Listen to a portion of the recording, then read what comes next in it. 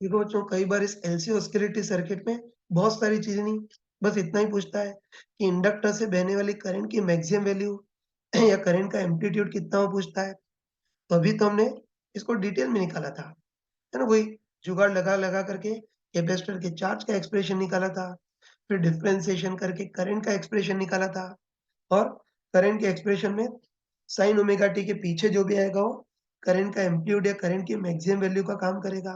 तो अभी तो हमने करंट का एम्पलीट्यूड डिटेल में निकाला, लेकिन याद रखना कि इस कंसेप्ट से तो हम करंट का एम्पलीट्यूड लॉजिकली डायरेक्ट निकाल सकते हैं, है ना? तो ये हमको दे रखा है एलसी ऑस्किलेटरी सर्किट है, तो उसमें करंट का एम्पलीट्यूड कितना होगा, मतलब बहने वाली करंट की मैक्सिमम वैल्यू कितनी होगी वो देखना है। ये तो हम लॉजिकली बोल सकते हैं, हाँ, है ना? हम लॉजिकली बोल सकते हैं कि इंडक्टर से बहने वाली करंट मैक्सिमम कब होगी वो देखना है, मतलब इनडायरेक्टली इंडक्टर की एनर्जी मैक्सिमम कब होगी वो देखना है। ये तो हम लॉजिकली, है ना?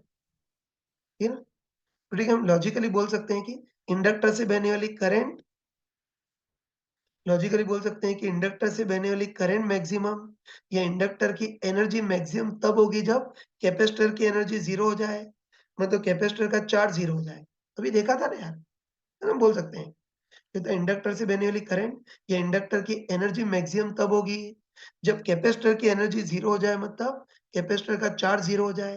तो चलो ऐसा करते हैं कि जो स्टार्टिंग वाली पोज़ीशन थी इसको इनिशियल, और जब इंडक्टर से बहने वाली करंट मैक्सिमम होगी उसको फाइनल। तो तुम बताओ कि इनिशियल से फाइनल के बीच क्या लगा देंगे? सिंपली एनर्जी कंजर्वेशन, ठीक है ना? तो इनिशियल से फाइनल के बीच सिंपली एनर्जी कंजर्वेशन लगाएंगे, मतलब पूरे सिस्टम की टोटल एनर्जी जितनी शुरू में होगी, पूरे सिस्टम की टोटल एनर्जी उतनी बाद में होगी। चलो पहले इनिशियल पहले इनिशियल टोटल एनर्जी, तो तुम बताओ कि इनिशियली कैपेसिटर का चार्ज क्यू नॉट था, तो कैपेसिटर की energy Q not square by 2 सी, और स्विच ऑन करने के जस्ट बाद करंट 0 थी, तो इंडक्टर की एनर्जी 0 इक्वल टू अब फाइनल एनर्जी, है ना? फाइनल एनर्जी तो बताओ, फाइनली इंडक्टर से बहने वाली करंट मैक्सिमम है, तो इंडक्टर की एनर्जी मैक्सिमम होगी, और कितनी होगी? हाफ एल आई मैक्स का स्क्वायर होगी, है ना? और तुम बताओ, है ना? तुम बताओ कि जब इंडक्टर की करंट या इंडक्टर की एनर्जी जब मैक्सिमम होगी तब कैपेसिटर की एनर्जी बिल्कुल 0। बस इसको सॉल्व करेंगे, तुम्हारे पास डायरेक्ट ही आई मैक्स आ जाएगा। मैं तो डायरेक्ट बता रहा हूँ, इसको सॉल्व करोगे तो आई मैक्स अपने पास कितना आएगा? Q naught by root L C. बताओ, करंट की मैक्सिमम वैल्यू इतनी आ गई तो इसी को दूसरे शब्दों में करंट का एम्पलीट्यूड बोलते हैं। बताओ, पहले करंट का एम्पलीट्यूड गधोटाई से कितना डिटेल में निकाला था, Q naught by root LC, लेकिन इस कंसेप्ट से एक लाइन बोल सकते हैं कि करंट की मैक्सिमम वैल्यू या करंट का amplitude Q naught by root LC होगा, डायरेक्ट बोल सकते हैं। तो हमको इसी तरीके से सोचना है। फिर बच्चों ध्यान रखना कि अभी हमने एलसी ऑस्किलेटरी सर्किट को पूरा डिटेल में पढ़ा, लेकिन अब एलसी ऑस्किलेटरी सर्किट में गिनती की 2 ही चीज़ याद रखना। एक तो चीज़ याद रखना कि एलसी ऑस्किलेटरी सर्किट में कैपेसिटर का चार्ज और करंट सब पीरियोडिकली चेंज करती है, और इनके ऑस्किलेशन की angular frequency 1 by root LC, एक तो चीज़ याद रखनी है। और दूसरी चीज़ याद रखनी है कि एलसी ऑस्किलेटरी सर्किट की टोटल एनर्जी कंज़र्व रहती है, और टोटल एनर्जी कंज़र्व रहती है तो एक की एनर्जी मैक्सिमम तब होगी जब दूसरे की एनर्जी 0 हो।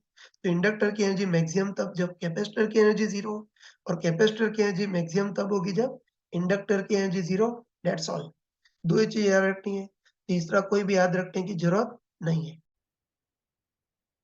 चलो बच्चों, इसमें एलसी ऑस्किलेटरी सर्किट के कुछ क्वेश्चन कर लेते हैं। पहले मैं सिंपल सा क्वेश्चन ले रहा हूँ। इसमें हमको दे रखा है कि कोई एलसी ऑस्किलेटरी सर्किट है जिसमें 2 कैपेसिटर हैं जिनके कैपेसिटेंस सी और 2सी हैं, दोनों को सीरीज में लगाया है, और उसके बाद 2 इंडक्टर हैं जिसका इंडक्टेंस एल और 2एल, इनको पैरेलल में लगाया है। चलो सर्किट को सर्किट को स्टार्ट करने के लिए शुरू में किसी को भी एनर्जी दी है, तो हमको पता है कि इस बार एलसी ऑस्किलेटरी सर्किट है तो चार्ज भी पीरियोडिकली चेंज करेगा, करंट भी पीरियोडिकली चेंज करेगी। तो हमको चाहिए कि इनकी ऑस्किलेशन की फ्रीक्वेंसी और टाइम पीरियड कितना होगा, वो हमको देखना है। कर सकते हैं ना? तो हमको अच्छे पता है कि एलसी ऑस्किलेटरी सर्किट में चार्ज और करंट ऑस्किलेट करते हैं, और हमको बस एक ही चीज़ पता है कि उनकी ऑस्किलेशन की एंगुलर फ्रीक्वेंसी कितनी होती है? 1/√LC, लेकिन बहुत सारे इंडक्टर हैं, तो L की जगह L इक्विवेलेंट और C की जगह C इक्विवेलेंट, L इक्विवेलेंट और C इक्विवेलेंट को निकाल सकते हो अलग से। पहले C इक्विवेलेंट, बताओ ये दोनों कैपेसिटर सीरीज कॉम्बिनेशन में है, इक्विवेलेंट कैपेसिटेंस कितना होगा? 1/C equivalent equal to 1/C1 plus 1/C2। इसको सॉल्व करेंगे तो इक्विवेलेंट कैपेसिटेंस 2C/3 और L इक्विवेलेंट इक्विवेलेंट इंडक्टेंस, तो दोनों इंडक्टर पैरेलल कॉम्बिनेशन में है, तो equivalent inductance 1/L equal to 1/L1 plus 1/L2। तो इससे सॉल्व करेंगे तो L इक्विवेलेंट कितना आ गया? 2L/3 इतना आ गया। बस L इक्विवेलेंट भी आ गया, C इक्विवेलेंट भी आ गया। तो इस LC ऑस्किलेटरी सर्किट की एंगुलर फ्रीक्वेंसी कितनी होगी? 1/√L की जगह L इक्विवेलेंट और C की जगह C इक्विवेलेंट। 1/√L इक्विवेलेंट तो 2L/3 और C इक्विवेलेंट 2C/3। तो इसको सॉल्व करेंगे तो एंगुलर फ्रीक्वेंसी कितनी आ गई? 3/2√LC हो गई। बस एंगुलर फ्रीक्वेंसी आ गई, तो इसके भाई बहन टाइम पीरियड और फ्रीक्वेंसी भी निकाल सकते हैं। बताओ ऑस्किलेशन का टाइम पीरियड कितना होता है? 2π/ω_n। तो बताओ 2π और ω_n इतना है, तो 1/ω_n कितना हो जाएगा? 2√LC/3। इसको सॉल्व करेंगे तो 4 रूट कितना आएगा? सॉल्व करेंगे तो कितना आएगा? 4π है ना, 4π√LC/3 सेकेंड टाइम पीरियड आ गया। वैसे हमको अब इसकी फ्रीक्वेंसी निकालनी है, तो हमको अच्छे बताए कि फ्रीक्वेंसी तो ω_n/2π मतलब टाइम पीरियड का उल्टा होता है, तो ऑस्किलेशन का टाइम पीरियड इतना है, तो ऑस्किलेशन की फ्रीक्वेंसी उसकी उल्टी हो जाएगी, मतलब 3/4π√LC। ये इजीली तुम कर सकते। चलो बच्चों इसका एक और क्वेश्चन करते हैं। देखो इसमें हमको दे रखा है कि दो कैपेसिटर हैं जिनका कैपेसिटेंस C और 2C है ना। इसको शुरू में plus minus Q naught charge दिया और इसको plus minus 2 Q naught charge दिया है, और चलो इसके साथ हमने इंडक्टर लगा दिया है। और देखो अभी तक तो स्विच ऑफ था, लेकिन चलो अब स्विच t इक्वल 0 पर मान लेते हैं, स्विच ऑन कर दिया है। ये तो हमको पता है कि इंडक्टर में करंट सडनली चेंज नहीं हो सकती है, तो द स्विच ऑन करने के जस्ट पहले इंडक्टर से करंट 0 थी, तो स्विच ऑन करने के जस्ट बाद भी इंडक्टर से करंट ऑलमोस्ट 0 होगी, फिर धीरे-धीरे चेंज करेगी। और हमको पता है कि अब तो ये एलसी ऑस्किलेटरी सर्किट हो गया ना, तो उसके बाद चार्ज भी पीरियोडिकली चेंज करेगा, इंडक्टर से बहने वाली करंट भी पीरियोडिकली चेंज करेगी। देख तो इस एलसी ऑस्किलेटरी सर्किट की एंगुलर फ्रीक्वेंसी, टाइम पीरियड, ये सब कितना होगा वो देखना है। और उसके बाद क्वेश्चन के सेकंड पार्ट में पूछा है कि आगे वाले पार्ट में इंडक्टर से बहने वाली मैक्सिमम करंट कितनी होगी, या दूसरे शब्दों में इंडक्टर में बहने वाली करंट का एम्पलीट्यूड क्या होगा वो देखना है। तो चलो सबसे पहले तो इसकी एंगुलर फ्रीक्वेंसी देखते हैं, तो हमको अच्छे पता है ना, अच्छे पता है कि एलसी ऑस्किलेटरी सर्किट हो तो उसकी एंगुलर फ्रीक्वेंसी कितनी होती है? 1/√LC। दो कैपेसिटर हैं तो C की जगह C इक्विवेलेंट, तो एंगुलर फ्रीक्वेंसी 1/√L। L तो इसका इंडक्टेंस L और C इक्विवेलेंट होता, C और 2C दोनों पैरेलल कॉम्बिनेशन में, तो इक्विवेलेंट 3C हो जाएगा। तो इसकी एंगुलर फ्रीक्वेंसी 1/√3LC इतनी हो गई। एंगुलर फ्रीक्वेंसी आ गई, तो ऑस्किलेशन का टाइम पीरियड पूछे तो 2π/ω_n, और ऑस्किलेशन की फ्रीक्वेंसी पूछे तो ω/2π। तो मेरे ख्याल से इन चीजों को अलग से बताने की जरूरत नहीं है। लेकिन चलो मेन सेकेंड पार्ट है ना, मेन सेकेंड पार्ट, तो इस सेकेंड पार्ट में पूछा है कि अब करंट भी ऑस्किलेट करेगी और चार्ज भी ऑस्किलेट करेगा। बस पूछा है कि ऑस्किलेशन के ड्यूरिंग इंडक्टर से बहने वाला मैक्सिमम करंट कितना होगा। पूछा है कि इंडक्टर में बहने वाली करंट का एम्पलीट्यूड क्या होगा, मतलब इंडक्टर से बहने वाली करंट की मैक्सिमम वैल्यू क्या होगी वो देखना है। बस अपना कंसेप्ट लगा सकते हैं ना, अपना कंसेप्ट लगा सकते हैं। बताओ इंडक्टर, सॉरी तुम बताओ कि इंडक्टर से बहने वाली करंट मैक्सिमम कब होगी वो पूछा, मतलब इंडक्टर की एनर्जी मैक्सिमम कब होगी वो देखना है, ठीक है ना। तो इंडक्टर में बहने वाली करंट मैक्सिमम कब होगी, मतलब इनडायरेक्ट इंडक्टर की एनर्जी मैक्सिमम कब होगी वो देखना है। और हमको अच्छे पता है ना, हमको अच्छे पता है कि एलसी ऑस्किलेटरी सर्किट की टोटल एनर्जी कंजर्व रहती है, तो एक की एनर्जी मैक्सिमम तब होगी जब दूसरे की एनर्जी बिल्कुल जीरो हो जाए। तो एक की एनर्जी मैक्सिमम तब होगी जब एक की एनर्जी बिल्कुल जीरो हो जाए। तो एक की एनर्जी मैक्सिमम तब होगी जब दूसरे की एनर्जी बिल्कुल जीरो हो जाए। तो एक की एनर्जी मैक्सिमम तब होगी जब एक की एनर्जी बिल्कुल जीरो हो जाए। तो तुम बताओ ना, तुम बताओ कि इंडक्टर में करंट, सॉरी, है ना, तुम बताओ कि इंडक्टर में करंट या इंडक्टर की एनर्जी मैक्सिमम तब होगी जब कैपेसिटर की एनर्जी 0 हो जाए, मतलब कैपेसिटर का चार्ज 0 हो जाए। पहले बताया था ना, बोल सकते हैं कि इंडक्टर में बहने वाली करंट या इंडक्टर की एनर्जी मैक्सिमम तब होगी जब कैपेसिटर की एनर्जी 0 हो जाए, तो उसके लिए कैपेसिटर का चार्ज भी 0 होना चाहिए। तो पक्का बोल सकते हैं कि जब इंडक्टर से बहने वाली करंट मैक्सिमम होगी, तब कैपेसिटर की एनर्जी बिल्कुल 0, मतलब चार्ज बिल्कुल 0। बस आराम से बताओ कि जो स्टार्टिंग पोज़ीशन थी, स्विच ऑन किया था ना, तो जो स्टार्टिंग पोज़ीशन थी उसको इनिशियल, और जब करंट मैक्सिमम होगी उसको फाइनल। इनिशियल से फाइनल के बीच क्या लगा देंगे? Energy conservation. एलसी सर्किट की टोटल एनर्जी कंज़र्व रहती है ना, फिर इनिशियल और फाइनल, इनिशियल और फाइनल के बीच एनर्जी कंज़र्वेशन। पूरे सिस्टम की total energy initial equal to total energy final. चलो पहले इनिशियल एनर्जी, तो था इनिशियली इस कैपेसिटर का चार्ज Q नॉट था, तो इसमें एनर्जी कितनी होगी? Q not square by 2C। इस कैपेसिटर का चार्ज 2 Q नॉट था, तो इसमें energy 2 Q not square by 2C। और स्विच ऑन करने के जस्ट बाद इंडक्टर में करंट 0 थी, तो इंडक्टर की energy 0 equal to finally total energy. तो फाइनली इंडक्टर में बहने वाली करंट मैक्सिमम है, तो इंडक्टर की एनर्जी तो मैक्सिमम होगी हाफ एल आई मैक्स का स्क्वायर। और तो बताओ कि जब इंडक्टर की एनर्जी मैक्सिमम होगी, तो उस इंस्टेंट पर कैपेसिटर की एनर्जी 0 हो जाएगी। तो इसको सॉल्व करेंगे तो तुम्हारे पास आई मैक्स आ जाएगा। तो कैलकुलेट कर लेना है ना, कैलकुलेट करना है तो डायरेक्ट बता रहा हूँ। इसको सॉल्व करोगे तो आई मैक्स तुम्हारे पास आएगा root of 3 upon LC into Q not.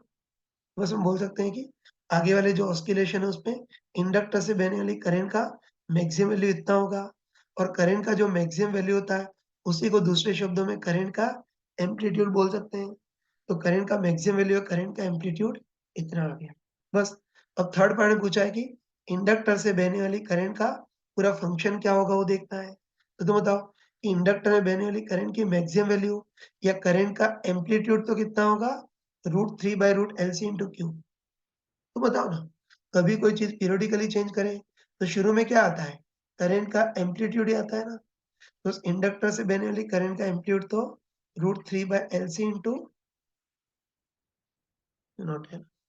Inductor से बहने वाली करंट का एम्पलीट्यूड तो √3/LC इंटू क्यू नॉट। और आगे फंक्शन देखना है, तो बताओ कि स्विच ऑन करने के जस्ट बाद इंडक्टर से करंट 0 थी, मतलब इंडक्टर की जो करंट है वो 0 से स्टार्ट हो रही है, और 0 से स्टार्ट हो रही है, इससे फंक्शन क्या होगा? Sine omega N T. तो करंट का एम्पलीट्यूड तो इतना हो गया, और चूंकि इंडक्टर की करंट 0 से स्टार्ट हो रही है, इससे function sine omega N T. जो ओमेगा एन को क्या लिख सकते हैं? 1/√L इंटू 3C ऐसे लिख सकते हैं। तो इजीली इसको कर सकते हैं।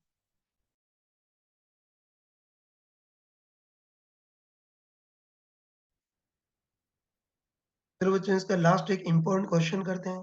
तो हमको दे रखा है कि वही एलसी ऑस्किलेटरी सर्किट है ना? शुरू में कैपेसिटर को plus minus Q naught charge दे दिया है, और अभी तक तो स्विच ऑफ था, लेकिन t इक्वल टू 0 पर स्विच ऑन कर दिया है। तो हमको होता है कि इंडक्टर में करंट सडनली चेंज नहीं हो सकती है। तो स्विच ऑन करने के जस्ट पहले करंट 0 थी, तो स्विच ऑन करने के जस्ट बाद भी करंट ऑलमोस्ट 0 होगी, और उसके बाद फिर करंट भी पीरियोडिकली चेंज करेगी और चार्ज भी पीरियोडिकली चेंज करेगा।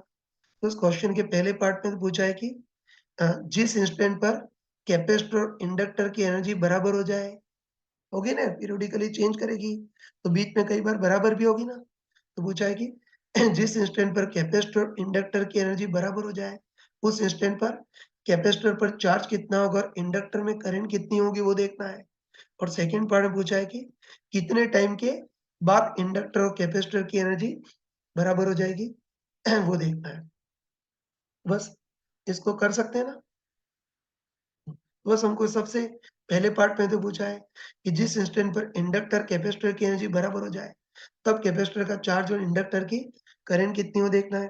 तो इस टाइप कभी भी क्वेश्चन हो तो शक्ल देखते आना चाहिए कि इसको एनर्जी कंजर्वेशन से करेंगे। ये तो मैंने तुमको पहले ही बताया था कि इस एलसी ऑस्किलेटरी सर्किट की टोटल एनर्जी कंजर्व रहती है, मतलब इनिशियली टोटल एनर्जी जितनी होगी, हमेशा टोटल एनर्जी उतनी की उतनी रहेगी।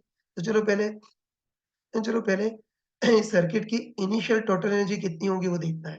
तो द इनिशियली कैपेसिटर का चार्ज क्यू नॉट है, तो इनिशियली कैपेसिटर की तो energy Q not square by 2C, और स्विच ऑन करने के जस्ट बाद इंडक्टर से बहने वाली करंट 0 है, तो इंडक्टर की एनर्जी 0 होगी। बताओ दोनों को ऐड करेंगे तो इनिशियली टोटल एनर्जी कितनी होगी? Q not square by 2C। और हमको अच्छे बताया कि एलसी ऑस्किलेटरी सर्किट की टोटल एनर्जी तो हमेशा कंज़र्व ही रहती है। तो बताओ initially total energy Q not square by 2C है, तो हमेशा टोटल एनर्जी उतनी की उतनी रहेगी, हमेशा Q not square by 2C रहेगी। बस अब हमको, है ना? अब ये चार्ज और करंट, सॉरी, अब चार्ज और करंट पीरियोडिकली चेंज करेंगे।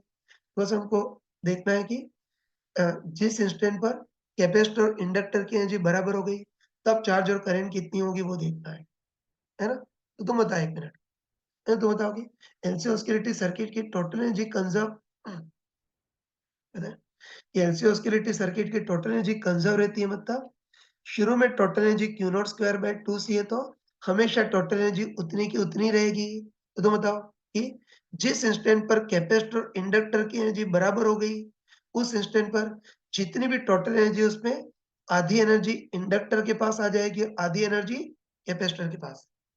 मैं फिर से बोल रहा हूँ, एलसी ऑस्किलेटरी सर्किट की टोटल एनर्जी तो कंजर्वेटिव हमेशा Q not square by 2C होगी। बताओ जिस इंस्टेंट पर कैपेसिटर और इंडक्टर की एनर्जी बराबर हो गई, तो उस इंस्टेंट पर जितनी भी टोटल एनर्जी है उसमें से आधी एनर्जी कैपेसिटर के पास आ जाएगी और आधी इंडक्टर के पास। तो तुम बताओ ना, तुम बताओ कि total energy Q not square by 2C है, तो इस इंस्टेंट पर कैपेसिटर की एनर्जी कितनी हो जाएगी उसकी? आधी, मतलब Q not square by 4C। और उस इंस्टेंट पर इंडक्टर के पास भी एनर्जी कितनी हो जाएगी? इसकी आधी, मतलब Q not square by 4C। सही है ना?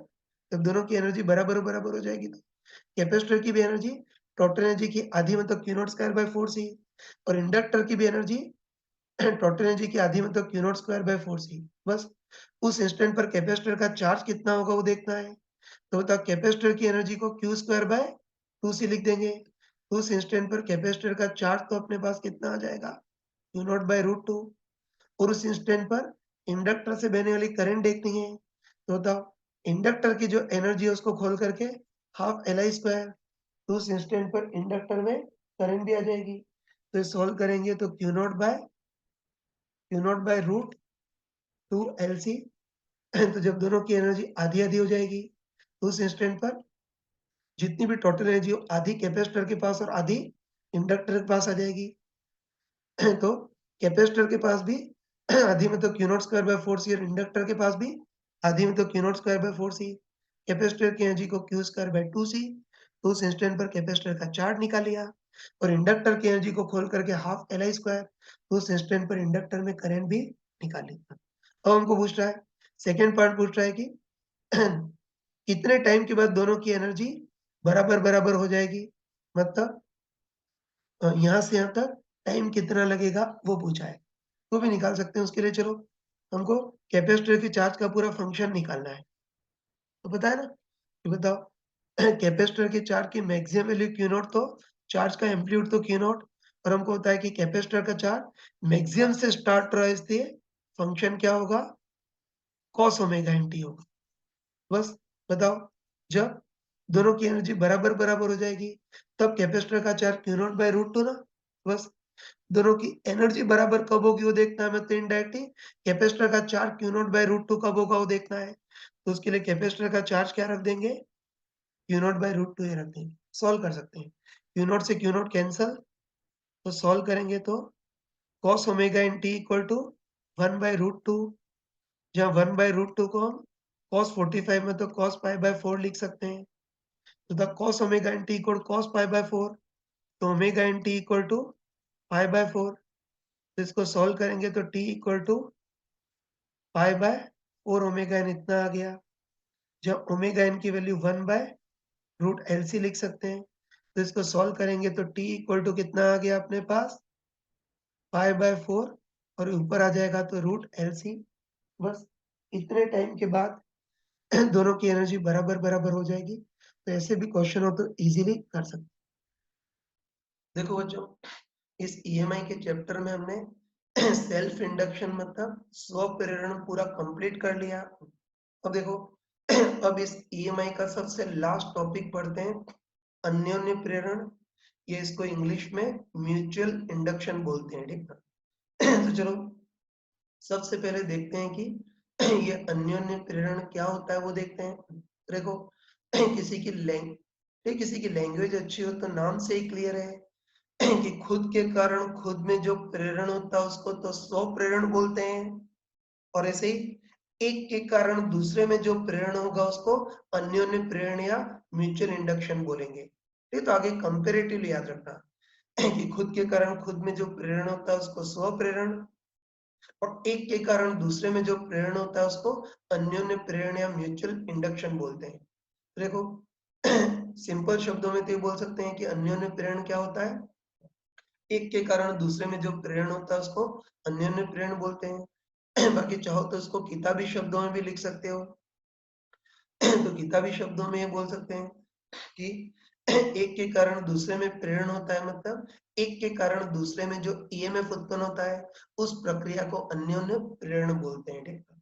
चलो एक बार अन्योन्य प्रेरण को थोड़ा सा डिटेल में पढ़ लेते हैं, मतलब देखते हैं कि एक के कारण दूसरे में प्रेरण किस टाइप से होता है वो देखते हैं, ठीक है। तो देखो इसको समझने के लिए हम बहुत नॉर्मल सा केस लेते हैं। जैसे मान लेते हैं कि दो वृत्ताकार लूप है, फिर मान लेते हैं कि दो वृत्ताकार लूप है, मतलब दो वृत्ताकार कुंडलियां हैं, दोनों को समानांतर रखा और काफी पास पास रखा है। ये तो चित्र में दिख रहा होगा कि दो वृत्ताकार लूप या वृत्ताकार कुंडलियां हैं, इनको समानांतर रखा है और काफी पास पास रखा है।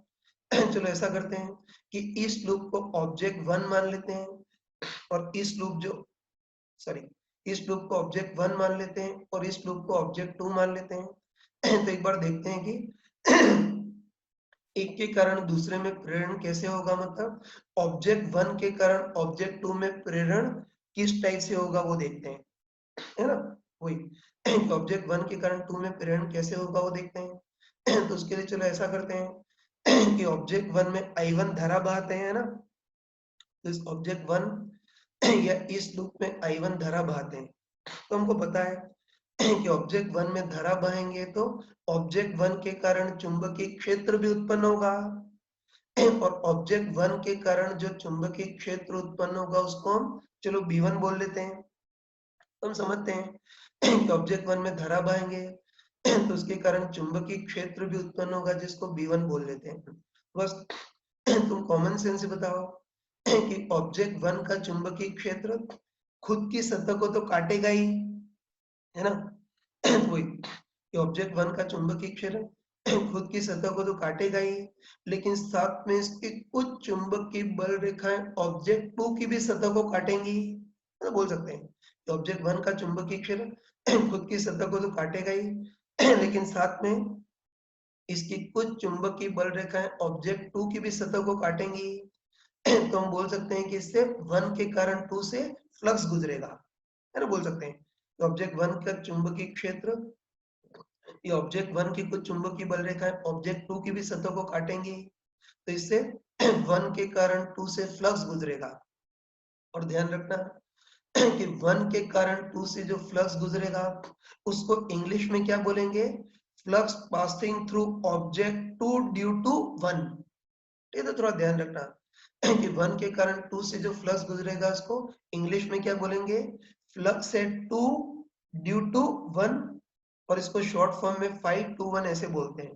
ठीक है, तो ध्यान रखना कि अपना थोड़ा बैड लक है कि इसमें जो टर्म्स होती हैं हिंदी के अनुसार नहीं होती, इंग्लिश के अनुसार होती हैं, तो ये थोड़ा ध्यान रख लेना कि वन के कारण टू से जो फ्लक्स गुजरता है इसको इंग्लिश में flux at two due to one बोलते हैं, इसीलिए इसको शॉर्ट फॉर्म में 5 to 1 बोलते हैं, ठीक है। बस वन के कारण टू से फ्लक्स गुजरेगा जिसको 5 to 1 बोलते हैं, है ना।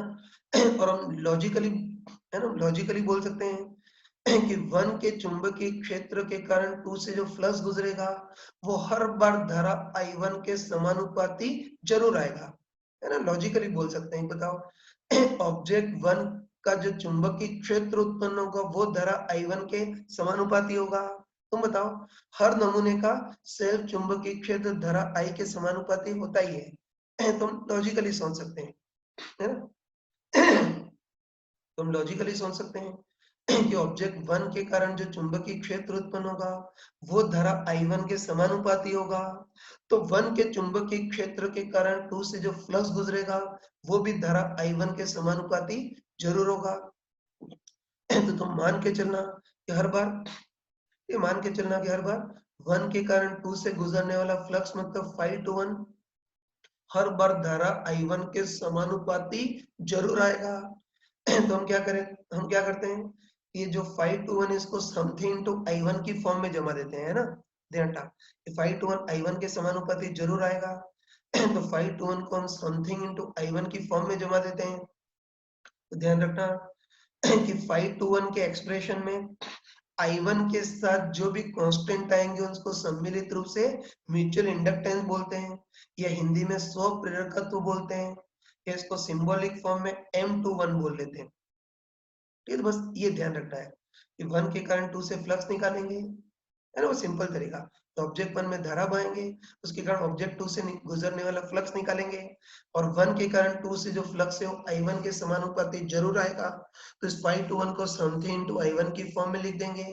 तो 5 to 1 के एक्सप्रेशन में I1 के साथ जो कुछ भी आएगा उसको शॉर्ट फॉर्म में म्यूचुअल इंडक्टेंस या अन्योन्य प्रेरकत्व बोलते हैं, M21 बोलते हैं। ठीक है, तो बताओ 1 के कारण 2 से गुजरने वाला फ्लक्स मतलब इस 5 to 1 को शॉर्ट फॉर्म में क्या बोल सकते हैं, M21 इंटू I1 बोल सकते हैं। बस ऑब्जेक्ट 1 के कारण 2 से गुजरने वाला flux 5 to 1 M21 into I1 होगा। अब चलो, अब हम ऐसा करते हैं कि लूप 1 में बहने वाली धारा I1 को समय के साथ चेंज कराते हैं। ठीक है ना? कि लूप 1 में बहने वाली धारा I1 को समय के साथ चेंज कराते हैं। तो तुम आराम से बताओ कि I1 को समय के साथ चेंज कराएंगे तो 1 के कारण 2 से गुजरने वाला फ्लक्स मतलब 5 to 1 भी समय के साथ चेंज करेगा। ये I1 के समानुपाती होता है ना? तुम बोल सकते हैं कि लूप 1 में गुजरने वाली धारा I1 को समय के साथ चेंज कराएं तो 1 के कारण 2 से गुजरने वाला फ्लक्स मतलब 5 to 1 भी समय के साथ चेंज होगा। और तुम बताओ कि 5 to 1 समय के साथ चेंज होगा तो उसके कारण 1 के कारण 2 से में ईएमएफ भी उत्पन्न होगा। कह सकते हैं ना कि I1 चेंज कराएंगे तो 5 to 1 भी चेंज होगा, और 1 के कारण 2 से गुजरने वाला फ्लक्स 5 to 1 समय के साथ चेंज होगा। तो इससे 1 के कारण 2 में ईएमएफ भी उत्पन्न होगा, है ना? और ध्यान रखना कि 1 के कारण 2 में जो ईएमएफ उत्पन्न होता है उसको अन्योन्य ईएमएफ बोलते हैं, मतलब ईएमएफ एट 2 ड्यू टू 1 बोलते हैं, और वो कितना होगा, d5 to 1 by dt के बराबर होगा। देखना, तो उसके लिए इसका अवकलन करते हैं। तो बताओ M21 तो कांस्टेंट है बाहर, और I1 का t के सापेक्ष अवकलन di1 by dt। बस तुम अच्छे ध्यान रखना, है ना? अच्छे ध्यान रखना कि एक के कारण दूसरे से जो फ्लक्स गुजरता है उसको अन्योन्य फ्लक्स बोलते हैं। ये ध्यान रखना कि एक के कारण दूसरे से जो फ्लक्स गुजरता है उसको अन्योन्य फ्लक्स बोलते हैं। एक के कारण दूसरे में जो ईएमएफ उत्पन्न होता है उसको अन्योन्य ईएमएफ बोलते हैं। और एक के कारण दूसरे में ईएमएफ उत्पन्न होने की जो पूरी प्रक्रिया है उसको अन्योन्य प्रेरण बोलते हैं। ठीक है, बस हमने अन्योन्य प्रेरण का बेसिक कंसेप्ट पढ़ लिया।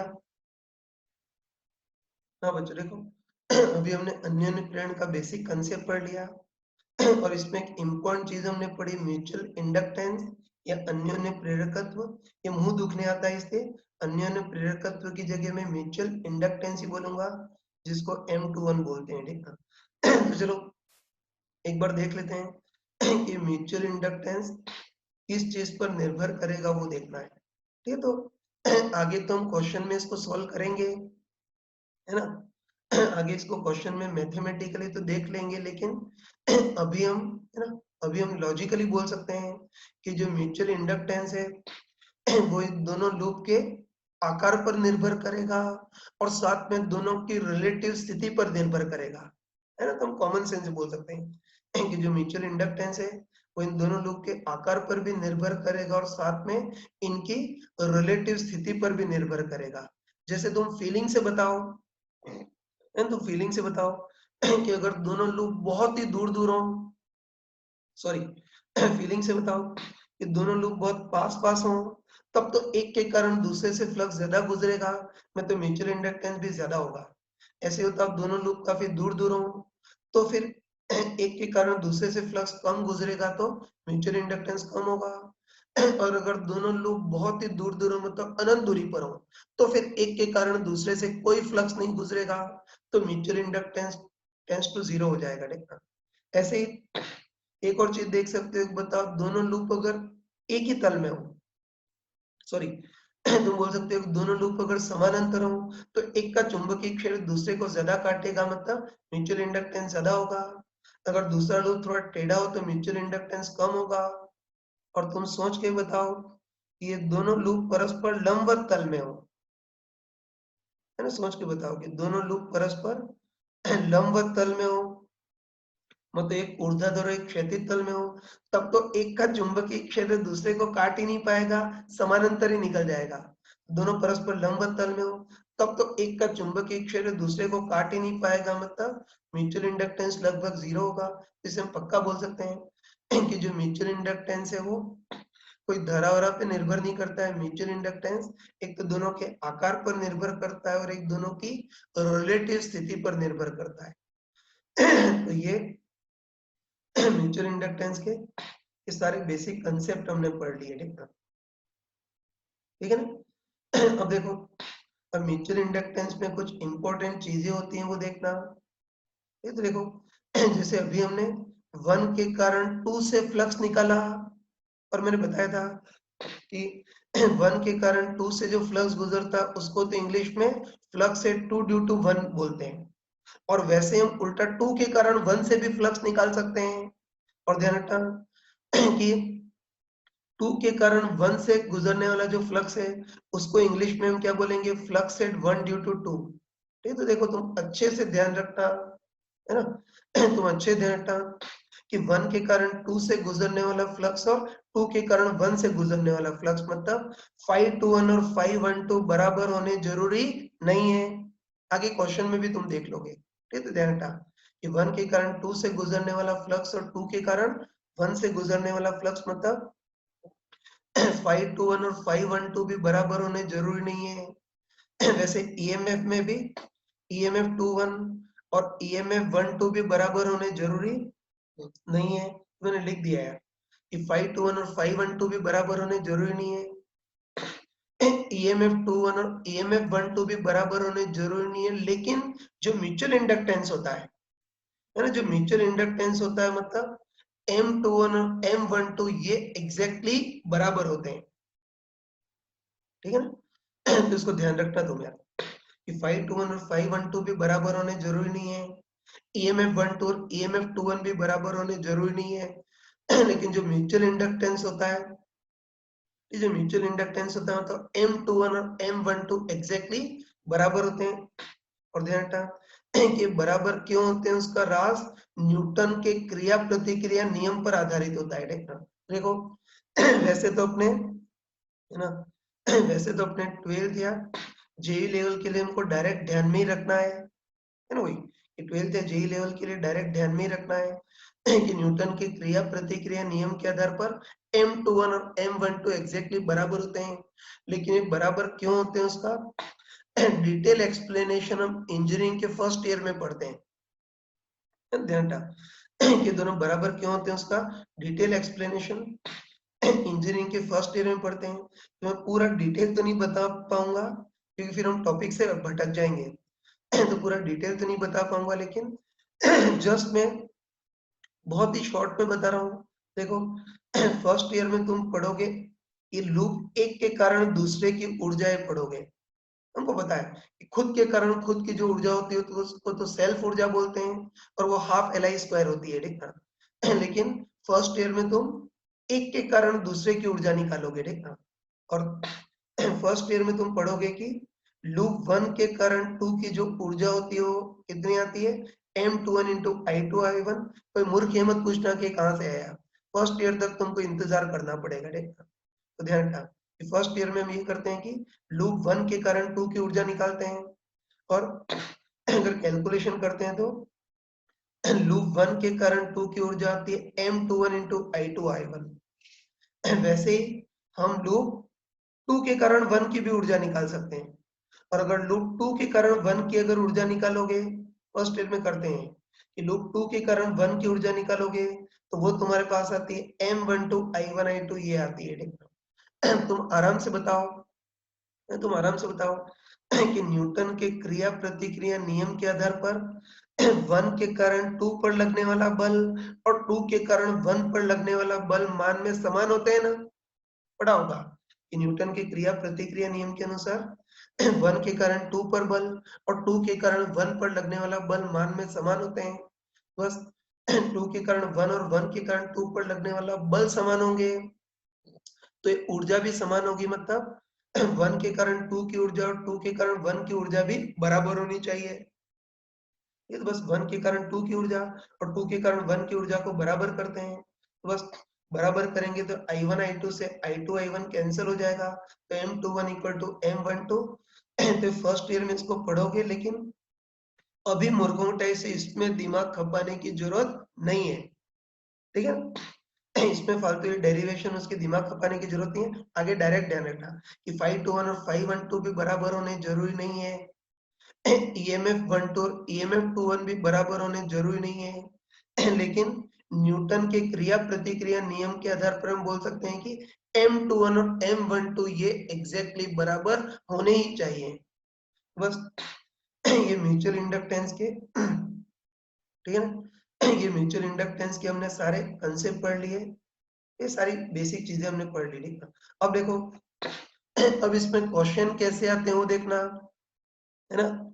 इसमें क्वेश्चन कैसे आते हैं वो देखना। तो देखो इसमें क्या होता है, इसमें क्वेश्चन इस टाइप से आते हैं कि कोई भी दो नमूने हमको पकड़ा देते हैं, जैसे अगले क्वेश्चन में ये दोनों नमूने, ठीक है, ध्यान रखना कि क्वेश्चन इस टाइप से आते हैं कि कोई भी दो नमूने हमको पकड़ा देता है और पूछता है कि इनके बीच आपस में म्यूचुअल इंडक्टेंस कितना होगा, ये पूछता है। चलो यहाँ छोटा चित्र बनाया था, है ना।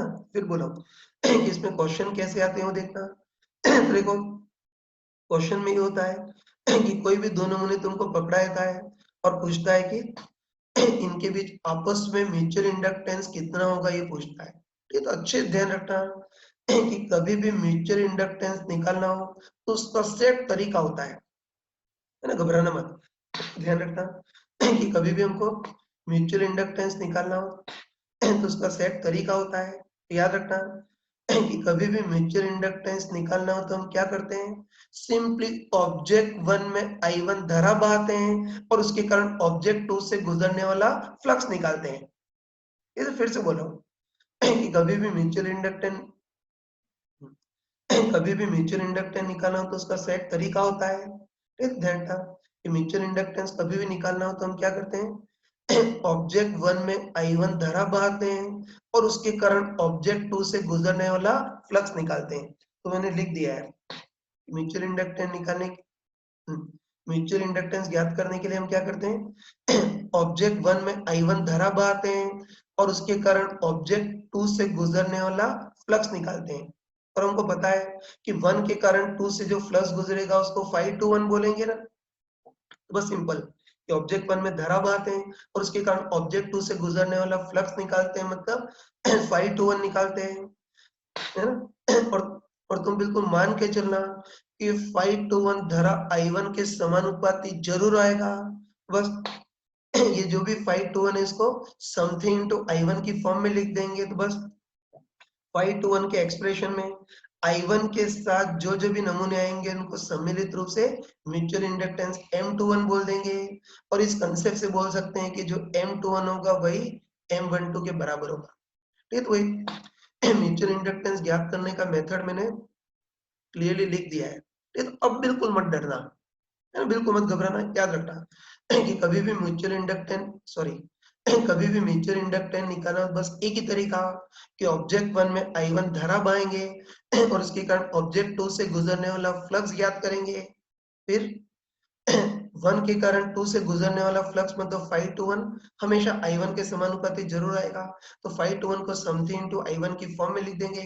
तो 5 to 1 के एक्सप्रेशन में I1 के साथ जो कांस्टेंट आएंगे उनको सम्मिलित रूप से म्यूचुअल इंडक्टेंस M21 बोल देंगे और क्रिया प्रतिक्रिया के अनुसार यही M12 के बराबर होगा। देखो म्यूचुअल इंडक्टेंस का मेथड तो मैंने बता दिया कि ऑब्जेक्ट 1 में I1 धारा बहाते हैं और उसके कारण ऑब्जेक्ट 2 से गुजरने वाला फ्लक्स निकालते हैं। तो मेथड तो मैंने बता दिया, लेकिन ठीक है ना, मेथड तो बता दिया लेकिन तुम अच्छे ध्यान रखना कि म्यूचुअल इंडक्टेंस के जो क्वेश्चन होते हैं उसमें सबसे मेन स्टेप ये होती है कि किसको ऑब्जेक्ट 1 माने और किसको ऑब्जेक्ट 2 माने। ठीक, ध्यान रखना तुम। मेथड बहुत सिंपल है, लेकिन इसमें सबसे मेन स्टेप ये होती है कि किसको ऑब्जेक्ट 1 और किसको ऑब्जेक्ट 2 माने, ये मेन स्टेप होती है। ठीक ना, तो उसके लिए स्किल ध्यान रखना है ना, उसके लिए स्किल ध्यान रखना कि जिसके कारण चुंबकीय क्षेत्र निकालना आसान है उसको ऑब्जेक्ट 1 मानेंगे और जिससे गुजरने वाला फ्लक्स निकालना आसान है उसको ऑब्जेक्ट 2 मानेंगे। मैंने लिख दिया यार, ठीक है ना, कि किसको ऑब्जेक्ट 1 किसको 2 मानना और मेन स्टेप होती है, ध्यान रखना कि जिसके कारण चुंबकीय क्षेत्र ज्ञात करना आसान है उसको ऑब्जेक्ट 1 और जिससे गुजरने वाला फ्लक्स निकालना आसान है उसको ऑब्जेक्ट 2 मानते हैं। तो बस अब हम म्यूचुअल इंडक्टेंस निकालने के कुछ क्वेश्चन करेंगे, है ना, म्यूचुअल इंडक्टेंस निकालने के फटाफट क्वेश्चन करेंगे। तो बस अब इन क्वेश्चन में, है ना, अब इन क्वेश्चन में तुमको डिसाइड करना है कि किसको ऑब्जेक्ट 1 और किसको ऑब्जेक्ट 2 मानना है, तुमको डिसाइड करना है। ठीक, तो ये म्यूचुअल इंडक्टेंस ज्ञात करने का मैंने मेथड बता दिया। बस अच्छे ध्यान था कि कभी भी म्यूचुअल इंडक्टेंस निकालना है बस एक ही काम, ये म्यूचुअल इंडक्टेंस निकालना है एक ही काम कि ऑब्जेक्ट 1 में I1 धारा पाएंगे और उसके कारण ऑब्जेक्ट 2 से फ्लक्स ज्ञात करेंगे। 5 to 1 को समथिंग इनटू I1 की फॉर्म में लिख देंगे, साथ में जो भी आएगा उसी को म्यूचुअल इंडक्टेंस बोलेंगे। बस अब हम इसके कुछ क्वेश्चन करते हैं। ठीक है, तो देखो पहले एक नॉर्मल सा क्वेश्चन लेते हैं। क्वेश्चन में पहले लिख देता हूँ, सॉल्यूशन अगले पेज पे करेंगे। ठीक है, तो क्वेश्चन में पहले बोल देता हूँ। देखो इस बार हमको दे रखा है कि म्यूचुअल इंडक्टेंस के लिए दो नमूने चाहिए ना, तो इस बार दो नमूनों की जगह दो ऐसे वृत्ताकार लूप है, ये तो हमको दे रखा है।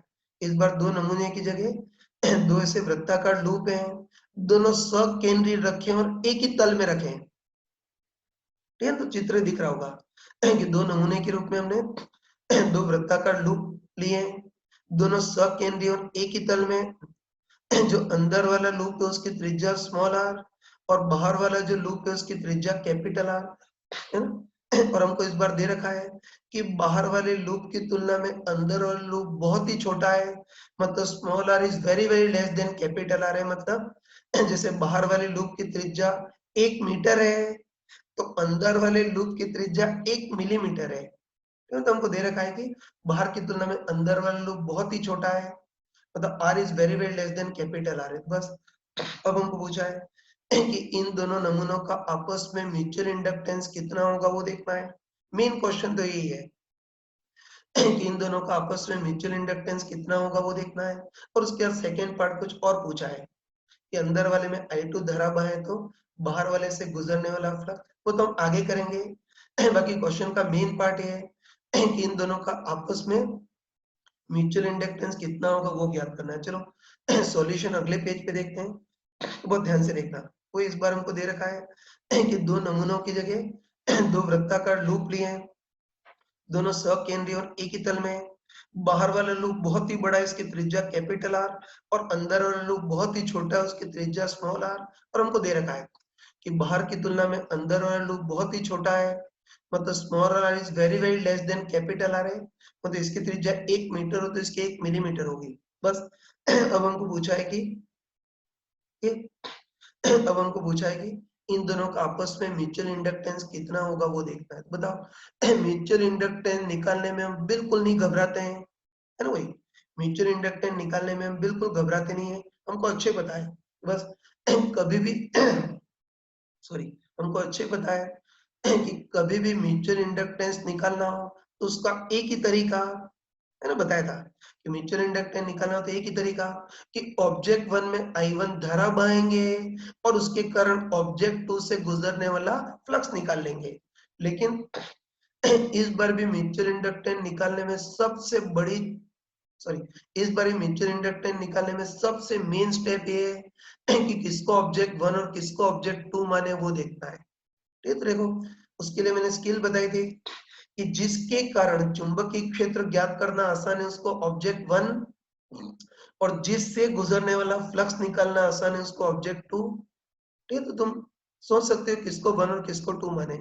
मेरी ख्याल तुमने सोच भी लिया होगा लेकिन मैं बताता हूँ इसमें किसको ऑब्जेक्ट 1 किसको 2 माने वो प्रॉब्लम है ना, तो हम क्लियरली बोल सकते हैं कि बताए जो बाहर वाला लूप है उसके कारण केंद्र पर चुंबकीय क्षेत्र निकालना आसान है इसलिए इसको ऑब्जेक्ट 1 बोल मान लेंगे। और अंदर वाला छोटा सा लूप है तो इस छोटे से लूप से फ्लक्स निकालना आसान है इसलिए इसको ऑब्जेक्ट 2। तो ये मेन स्टेप है। ये तो घबराना मत यार कि किसको 1 किसको 2 माने वो पता होना चाहिए। तो ध्यान रखना कि बाहर वाले लूप के कारण केंद्र पर चुंबकीय क्षेत्र निकालना आसान है इसलिए इसको ऑब्जेक्ट 1। और अंदर वाला लूप बहुत ही छोटा है ना, अंदर वाला लूप बहुत ही छोटा है तो इससे गुजरने वाला फ्लक्स निकालना आसान है इसलिए इसको ऑब्जेक्ट 2 मान लेते हैं। बस अब हम इजीली कर सकते हैं। बस म्यूचुअल इंडक्टेंस निकालने के लिए क्या करेंगे, ऑब्जेक्ट 1 में I1 धारा बहाएंगे और उसके कारण ऑब्जेक्ट 2 से गुजरने वाला फ्लक्स निकालेंगे। तो वही करते हैं। तो हम ऐसा करते हैं कि ऑब्जेक्ट 1 मतलब बाहर वाला जो लूप है उसमें I1 धारा बहाते हैं। है तो वही कि ऑब्जेक्ट 1 या बाहर वाला जो लूप है उसमें I1 धारा बहाते हैं। तो हमको अच्छे पता है कि बताओ हमको अच्छे पता है कि इस लूप में अगर I1 धारा बहाएंगे तो उसके कारण केंद्र पर चुंबकीय क्षेत्र बाहर मतलब डॉट दिशा में होगा। तो राइट हैंड रूल लगा सकते हैं ना, हम बोल सकते हैं कि ऑब्जेक्ट 1 में I1 धारा बहाएंगे तो उसके कारण केंद्र पर चुंबकीय क्षेत्र बाहर की ओर होगा। और बताओ ऑब्जेक्ट 1 के कारण है ना बताओ ऑब्जेक्ट 1 के कारण केंद्र पर चुंबकीय क्षेत्र कितना होगा, mu naught I1 upon 2r। ये तो सिंपल है कि ऑब्जेक्ट 1 में I1 धारा बहाएंगे तो बताओ इसके कारण केंद्र पर चुंबकीय क्षेत्र बाहर मतलब डॉट दिशा में होगा। और बताओ ऑब्जेक्ट 1 के कारण केंद्र पर चुंबकीय क्षेत्र कितना होगा, mu naught I1 upon 2r इतना होगा। अब चलो तुम देखते ही बताओ है ना, सॉरी तुम देखते ही बताओ कि ऑब्जेक्ट 1 का चुंबकीय क्षेत्र खुद की सतह को तो काटेगा ही लेकिन इसकी कुछ चुंबकीय बल रेखाएं ऑब्जेक्ट 2 की भी सतह को काटेंगी। है ना, बोल सकते हैं कि ऑब्जेक्ट 1 की चुंबकीय बल रेखाएं खुद की सतह को तो काटेंगी लेकिन साथ में इसकी चुंबकीय बल रेखाएं ऑब्जेक्ट 2 की भी सतह को काटेंगी। और बताओ इससे 1 के कारण 2 से फ्लक्स गुजरेगा। ये तो बोल सकते हैं कि ऑब्जेक्ट 1 का चुंबकीय क्षेत्र खुद को तो काटेगा ही लेकिन ऑब्जेक्ट 2 को भी काटेगा तो इससे 1 के कारण 2 से फ्लक्स गुजरेगा। और हमको अच्छे पता है कि 1 के कारण 2 से जो फ्लक्स 1 के कारण 2 से जो फ्लक्स गुजरता है इसको इंग्लिश में फ्लक्स से 2 ड्यू टू 1 बोलते हैं। बस हमको यही देखना है ना, हमको ये देखना है कि ऑब्जेक्ट 1 के चुंबकीय क्षेत्र के कारण ऑब्जेक्ट 2 से फ्लक्स कितना गुजरेगा वो देखना है। बस इस बार हम एक स्मार्ट अप्रोक्सीमेशन ले सकते हैं, है ना तो इस बार हम स्मार्ट अप्रोक्सीमेशन ले सकते हैं। ये तो देखो इस बार हमको दे रखा है कि अंदर वाला लूप बहुत ही छोटा है ना, हमको दे रखा है तो ठीक है ये तो इस बार हमको दे रखा है कि अंदर वाला लूप बहुत ही छोटा है तो अंदर वाला लूप बहुत ही छोटा है तो इसके हर बिंदु पर चुंबकीय क्षेत्र लगभग केंद्र वाला ही होगा। चलो तुम खुद बताओ कि अंदर वाला लूप बहुत ही छोटा है तो बताओ केंद्र पर चुंबकीय क्षेत्र अगर 10 हो तो इस लूप के अंदर वाले जितने ही बिंदु होंगे सब जगह चुंबकीय क्षेत्र लगभग 10 ही होगा। ठीक ना, तो ये इस क्वेश्चन में मेन अप्रोक्सीमेशन है। ठीक ना, तो हम पक्का बोल सकते हैं कि अंदर वाला लूप बहुत ही बोल सकते हैं कि अंदर वाला लूप बहुत ही छोटा है। इसलिए मान सकते हैं कि इसके प्रत्येक बिंदु पर चुंबकीय क्षेत्र लगभग केंद्र वाला ही होगा। मतलब इसके प्रत्येक बिंदु पर चुंबकीय क्षेत्र लगभग समरूप होगा। बताओ है ना, इसके प्रत्येक बिंदु पर चुंबकीय क्षेत्र लगभग समरूप होगा इसलिए इससे गुजरने वाला flux simply B into A लिख सकते हैं। तो तब बी तो ठीक है, बी तो इसको काटने वाला चुंबकीय क्षेत्र कितना है mu naught I1 upon 2r into A क्या होगा, इस छोटे से लूप का क्षेत्रफल पाई स्मॉल आर स्क्वायर। तो बस पक्का बोल सकते हैं, है ना, पक्का बोल सकते हैं कि वन के चुंबकीय क्षेत्र के कारण है ना, ऑब्जेक्ट वन के चुंबकीय क्षेत्र के कारण ऑब्जेक्ट टू से गुजरने वाला फ्लक्स बी इंटू ए की जगह पाई आर स्मॉल आर स्क्वायर इतना आ गया। ठीक है, हमको पता है कि वन के कारण टू से जो फ्लक्स गुजरता है उसको फ्लक्स है 2 ड्यू टू 1 बोलते हैं। तो इतना आ गया। ठीक है, चलो तुम देखते ही बताओ कि 5 to 1 I1 के समानुपाती आ गया या नहीं आ गया। मैंने तुमको पहले ही बताया था कि हर बार 5 to 1 जो है वो I1 के समानुपाती जरूर आएगा।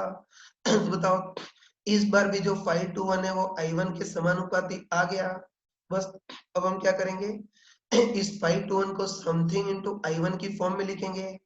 तो साथ में क्या आ जाएगा बताओ, mu naught into pi small R square upon 2r इतना आ गया। देखना बस अब तुम आराम से बताओ क्योंकि ऑब्जेक्ट वन में धारा बही और उसके कारण ऑब्जेक्ट टू से फ्लक्स निकाला और जो भी 5 to 1 है वो I1 के समानुपाती आ गया। तो जो भी 5 to 1 है इसको समथिंग इंटू I1 की फॉर्म में लिख दिया। तो बस आराम से बताओ क्यों 5 to 1 के एक्सप्रेशन में I1 के साथ जो कुछ भी आएगा उसको म्यूचुअल इंडक्टेंस मतलब M21 बोलेंगे। और हमको पता है कि न्यूटन के क्रिया प्रतिक्रिया नियम के अनुसार जो M21 होगा वही M12 के बराबर होगा। तो इनका आपस में म्यूचुअल इंडक्टेंस इतना होगा, चाहे M21 हो या M12 हो, बिंदास इतना ही होगा। तो ये ध्यान रखना है। और देखो इसमें अप्रोक्सीमेशन बहुत यूजफुल है इस बार, है ना। इस क्वेश्चन में सबसे मेन चीज है अप्रोक्सीमेशन यार। कि इस बार बाहर वाले लूप की तुलना में अंदर वाला लूप बहुत ही छोटा है। अंदर वाला लूप बहुत ही छोटा है, इसलिए मान सकते हैं कि इसके हर बिंदु पर चुंबकीय क्षेत्र लगभग केंद्र वाला ही होगा। मतलब हर बिंदु पर चुंबकीय क्षेत्र लगभग समरूप होगा। इसीलिए वन के कारण टू से flux B into pi are square इसे लिख पाए। बाकी तुम सोच के बताओ, तुम सोच के बताओ कि अंदर वाला लूप बहुत ही छोटा नहीं होता अगर दोनों लूप की त्रिज्याएं कंपेरेबल होती, है ना। तो बहुत छोटा नहीं होता अगर दोनों लूप की त्रिज्याएं कंपेरेबल होती तो फिर ये जो अंदर और लूप है उसके प्रत्येक बिंदु पर चुंबकीय क्षेत्र केंद्र वाला नहीं होता, असमरूप होता। और चुंबकीय क्षेत्र असमरूप होता तो वन के कारण टू से फ्लक्स निकालने के लिए हमको समाकलन करना पड़ता। और इस बार समाकलन इतना कॉम्प्लिकेटेड आता कि उसको हम कागज पे सॉल्व नहीं कर सकते थे, कंप्यूटर सॉफ्टवेयर की हेल्प लेनी पड़ती। ठीक है, इसीलिए ध्यान रखना ये जो अप्रोक्सीमेशन है वो बहुत जरूरी है। अगर ये अप्रोक्सीमेशन नहीं दिया होता तो इस क्वेश्चन को हम नहीं कर सकते थे, हाथ खड़े कर देते, छोड़ देते या इंजीनियरिंग में जाकर ही करते, इस लेवल पे नहीं कर पाते। हो जाएगा ना। तो म्यूचुअल इंडक्टेंस निकाल लिया, इतना आ गया। और हमको पता है कि M21 निकाला, लेकिन क्रिया प्रतिक्रिया के नियम के अनुसार यही M12 के बराबर होगा। तो जो क्वेश्चन का फर्स्ट पार्ट था या जो मेन पार्ट था वो तो कर लिया, म्यूचुअल इंडक्टेंस तो हमने निकाल लिया। मेरे ख्याल से इसमें कोई प्रॉब्लम नहीं होनी चाहिए। तो म्यूचुअल इंडक्टेंस तो निकाल लिया था। अब देखो, अब क्वेश्चन का सेकेंड पार्ट, सेकेंड पार्ट बहुत खतरनाक है। देखो सेकेंड पार्ट में जिस चीज से बच करके चल रहे थे वो ये पूछा है। तो देखो सेकेंड पार्ट में हमने क्या किया, उल्टा किया है यार, है ना। तो सेकेंड पार्ट में हमने उल्टा किया है। मतलब सेकेंड पार्ट में क्या किया है कि जो अंदर वाली रिंग है, जो ऑब्जेक्ट टू है, उसमें I2 धारावाही है, तो उसके कारण बाहर वाले लूप में तो ऑब्जेक्ट वन से फ्लक्स कितना गुजरेगा वो देखना है। कंफ्यूज नहीं, तो ध्यान था कि सेकेंड पार्ट में जिस चीज से डर रहे थे वही पूछा है। तो सेकेंड पार्ट में हमने उल्टा किया है ना। मतलब सेकेंड वाले पार्ट में हमने क्या किया है कि जो अंदर वाला लूप है या ऑब्जेक्ट टू है उसमें I2 धारावाही है, तो उसके कारण बाहर वाले लूप में तो ऑब्जेक्ट वन से फ्लक्स कितना गुजरेगा वो देखना है। तो वैसे तो उसको नहीं निकाल सकते हम। तुमको बताओ कि इस लूप का चुंबकीय क्षेत्र असमरूप होगा, अंदर डॉट और बाहर क्रॉस दिशा में होगा, बहुत ही असमरूप होगा। तो ऑब्जेक्ट टू के कारण वन से फ्लक्स हम शरीफों के टाइप से तो नहीं निकाल सकते हैं। तो इस बार चालाकी लगाएंगे, ठीक ना। ठीक है, एक बार इसको कर लेते हैं। तो इस सेकेंड पार्ट में उल्टा पूछा है कि अंदर वाला जो लूप है तो ऑब्जेक्ट टू में हम I2 धारावाही है और उसके कारण ऑब्जेक्ट वन से गुजरने वाला फ्लक्स कितना होगा वो देखना है। तो हमको है ना, हमको अच्छे पता है कि 2 के कारण 1 से गुजरने वाला फ्लक्स निकालना है ना, ध्यान था कि सेकेंड पार्ट में हमको 2 के कारण 1 से गुजरने वाला फ्लक्स निकालना है। बताओ 2 के कारण 1 से गुजरने वाला जो फ्लक्स है, इसको इंग्लिश में क्या बोलेंगे? फ्लक्स एट 1 ड्यू टू 2, वो कितना होगा वो देखना है। तो बस बुद्धि तो नहीं लग रही है, तो बस अब हम फॉर्मूले से करेंगे। तुम बताओ, इस बार 2 के कारण 1 से फ्लक्स निकालना है, मतलब फ्लक्स एट 1 ड्यू टू 2 निकालना है। तो वो फॉर्मूले के अनुसार कितना होगा? M12 इंटू I2, है ना? तुम खुद बताओ। ये तुम खुद बताओ कि यही लिख देता हूँ, चलो तुम खुद बताओ कि 5 to 1 होता है M21 इंटू I1। तो वैसे ये भी लिख सकते हैं ना, ये तो ये भी लिख सकते हैं कि ऑब्जेक्ट 2 के कारण 1 से फ्लक्स निकालना है, मतलब फ्लक्स एट 2 ड्यू, ये 2 के कारण 1 से फ्लक्स निकालना है, मतलब फ्लक्स एट 1 ड्यू टू 2 निकालना है। तो बस फ्लक्स एट 1 ड्यू टू 2 मतलब 512 निकालना है। तो वो फॉर्मूले के अनुसार कितना होगा? M12 into I2। बस हम लिख सकते हैं कि 512 कितना होगा? M12 इंटू I2, और M12 जो वो M21 के बराबर होता है, तो ये कितना आ जाएगा? Mu naught pi are square upon 2r इतना आ जाएगा इंटू I2। तो देखो, ये जो असंभव चीज थी उसको भी हमने जुगाड़ लगा करके कर लिया। ठीक है, तो सेकेंड पार्ट में कंफ्यूजन नहीं होना चाहिए, बहुत ही शॉर्ट में बता रहा हूँ। सेकेंड पार्ट में हमको उल्टा पूछा है कि अंदर वाला जो लूप में तो ऑब्जेक्ट 2 है, उसमें अगर I2 धारा बहाए तो उसके कारण बाहर वाले लूप में फ्लक्स कितना गुजरेगा, मतलब 2 के कारण 1 से कितना फ्लक्स गुजरेगा वो देखना है। तो बस इसको बेसिक कैलकुलेशन से तो नहीं निकाल सकते, तो चालाकी से करेंगे। बताओ, इस बार हमको 2 के कारण 1 से फ्लक्स निकालना है, मतलब फ्लक्स एट 1 ड्यू टू 2 निकालना है। तो तब फॉर्मूले के अनुसार फ्लक्स एट 1 ड्यू टू 2 मतलब 512 कितना हो जाएगा? M12 into I2। तुमको बताओ कि 521 होता है M21 इंटू I1, वैसे ही 512 कितना हो जाएगा? M12 into I2। तो बस M12 जो है वो M21 के बराबर है, मतलब mu naught pi are square upon 2 capital R into I2। इस टाइप से हमने चालाकी से जो असंभव लग रहा था वो भी हमने कर लिया। तो ये खतरनाक चीज है, और ये चीज जेई में पूछी भी गई है। तो अब इस टाइप के क्वेश्चन आई थिंक तुम इजीली, चलो बच्चों आगे बढ़ते हैं। अब जो पिछला क्वेश्चन लिया था उसी को ही कई बार मॉडिफाई करता है, उसको देख लेना, और अब मेरे ख्याल से फटाफट कर सकते हैं, ठीक है। तो ये जो पिछला क्वेश्चन लिया था उसी को हम एक्सटेंड कर रहे हैं। तो ये हमको दे रखा है ना, कोई हमको दे रखा था कि दो वृत्ताकार लूप हैं, बाहर वाले लूप की त्रिज्या कैपिटल आर और अंदर वाले लूप की त्रिज्या स्मॉल आर है। और इस बार भी वही दे रखा है कि बाहर की तुलना में अंदर वाला लूप बहुत ही छोटा है, मतलब small R is very very less than capital R, वही है। बस एक ही डिफरेंस है कि जो पिछला क्वेश्चन था उसमें तो दोनों लूप एक ही तल में थे, है ना। जो पिछला क्वेश्चन था उसमें तो दोनों लूप समानांतर थे, मतलब एक ही तल में थे। लेकिन इस बार हमने ऐसा किया है कि बाहर वाले लूप को तो क्षैतिज ही रखा है, लेकिन जो अंदर वाला लूप है उसको थोड़ा सा टेढ़ा कर दिया, मतलब मुड़ा दिया है। ऐसे मुड़ा दिया है ताकि इन दोनों के अभिलंबों के बीच कोण थीटा है। कोई की पिछले प्रश्न में अंदर वाले लूप को थोड़ा घुमा दिया है, ऐसा घुमाया ताकि दोनों के अभिलंबों के बीच कोण थीटा है। तो इनका आपस में म्यूचुअल इंडक्टेंस कितना होगा?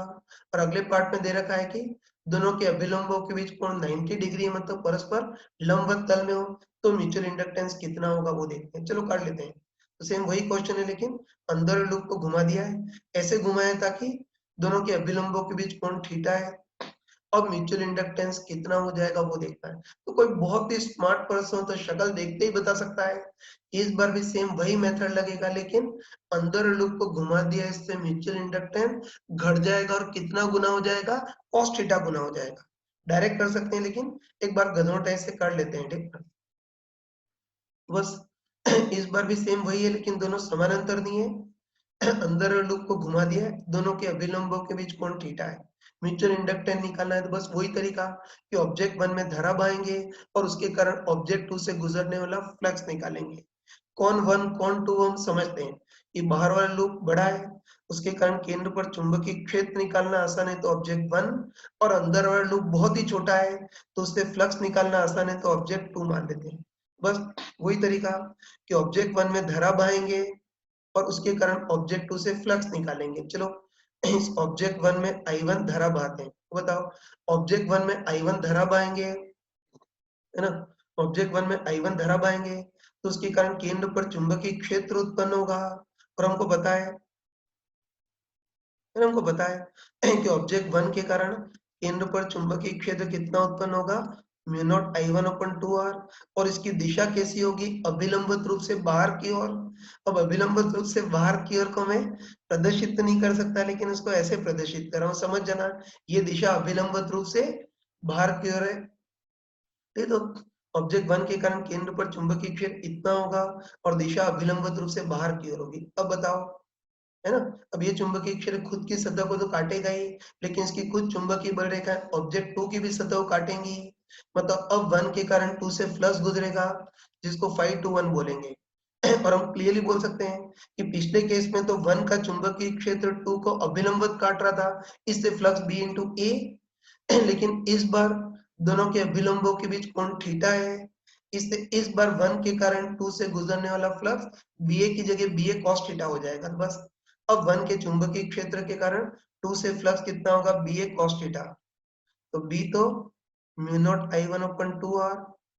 इस अंदर वाले छोटे से लूप का क्षेत्रफल pi are square into cos theta क्या होगा, इस चुंबकीय क्षेत्र का अभिलंब के साथ कोण थीटा। तो बस बोल सकते हैं इस बार लूप को टेढ़ा रखा है, तो 1 के कारण 2 से फ्लक्स BA cos थीटा होगा। तो बस आराम से बताओ कि इस बार भी 5 to 1 I1 के समानुपाती आ गया है, नहीं आ गया ना?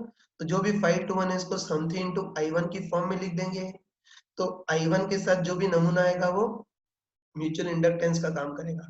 तो 5 to 1 को समथिंग इंटू I1 की फॉर्म में लिखेंगे, तो अंदर क्या आएगा, mu naught pi are square upon 2R into cos theta. बस 5 to 1 समथिंग इंटू I1 की फॉर्म में आ गया। तो I1 के साथ, ठीक, I1 के साथ जितने भी कांस्टेंट आ रहे हैं उसको सम्मिलित रूप से म्यूचुअल इंडक्टेंस M21 बोलेंगे, और ये M12 के बराबर होगा। तो लॉजिकली सोच लिया था कि दोनों एक ही तल में तो म्यूचुअल इंडक्टेंस इतना होगा, लेकिन अंदर वाले लूप को थीटा जितना घुमा दे, टेढ़ा कर दें, तो म्यूचुअल इंडक्टेंस कम हो जाएगा, मतलब पिछले का cos थीटा गुना हो जाएगा। ठीक, अब इसका सेकेंड पार्ट देखना। सेकेंड पार्ट में हमको दे रखा है कि दोनों लूप परस्पर लंबवत तल में, बिल्कुल मतलब बाहर वाला लूप तो क्षैतिज है और अंदर वाला लूप पूरी तरह से ऊर्ध्वाधर है। ऐसे दोनों परस्पर लंबवत तल में। तुम बताओ कि दोनों परस्पर लंबवत तल में है ना? दोनों परस्पर लंबवत तल में है, तो इस बार थीटा कितना हो जाएगा, 90। और थीटा 90 तो cos थीटा 0, और cos थीटा 0 तो म्यूचुअल इंडक्टेंस भी इनका आपस में 0 होगा। और वो लॉजिकली भी तुम बोल सकते हो कि बताओ इस बार दोनों लूप परस्पर लंबवत तल में है, तो बताओ अब बाहर वाले लूप में अगर धारा I1 बाएंगे तो उसके कारण केंद्र पर चुंबकीय क्षेत्र mu naught I1 upon 2R तो होगा, लेकिन जो दूसरा लूप है वो लंबवत है, इसलिए अब 1 का जो चुंबकीय क्षेत्र है वो लूप 2 की सतह के समानांतर ही निकल जाएगा। 1 का चुंबकीय क्षेत्र 2 की सतह को काटेगा ही नहीं, तो 1 के कारण 2 से फ्लक्स 0, तो म्यूचुअल इंडक्टेंस भी 0।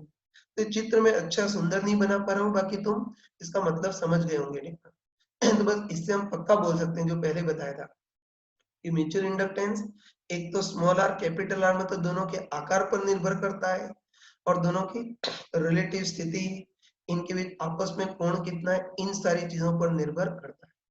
तो अब इस टाइप के क्वेश्चन आए तो तुम इजीली कर सकते हो। अब देखो, अब इसमें एक क्वेश्चन तुमको दे रहा हूँ, ये हमारे टाइम पे JEE 99 में पूछा था। तो ये तुमको करना है, ठीक है, बहुत स्मार्टली।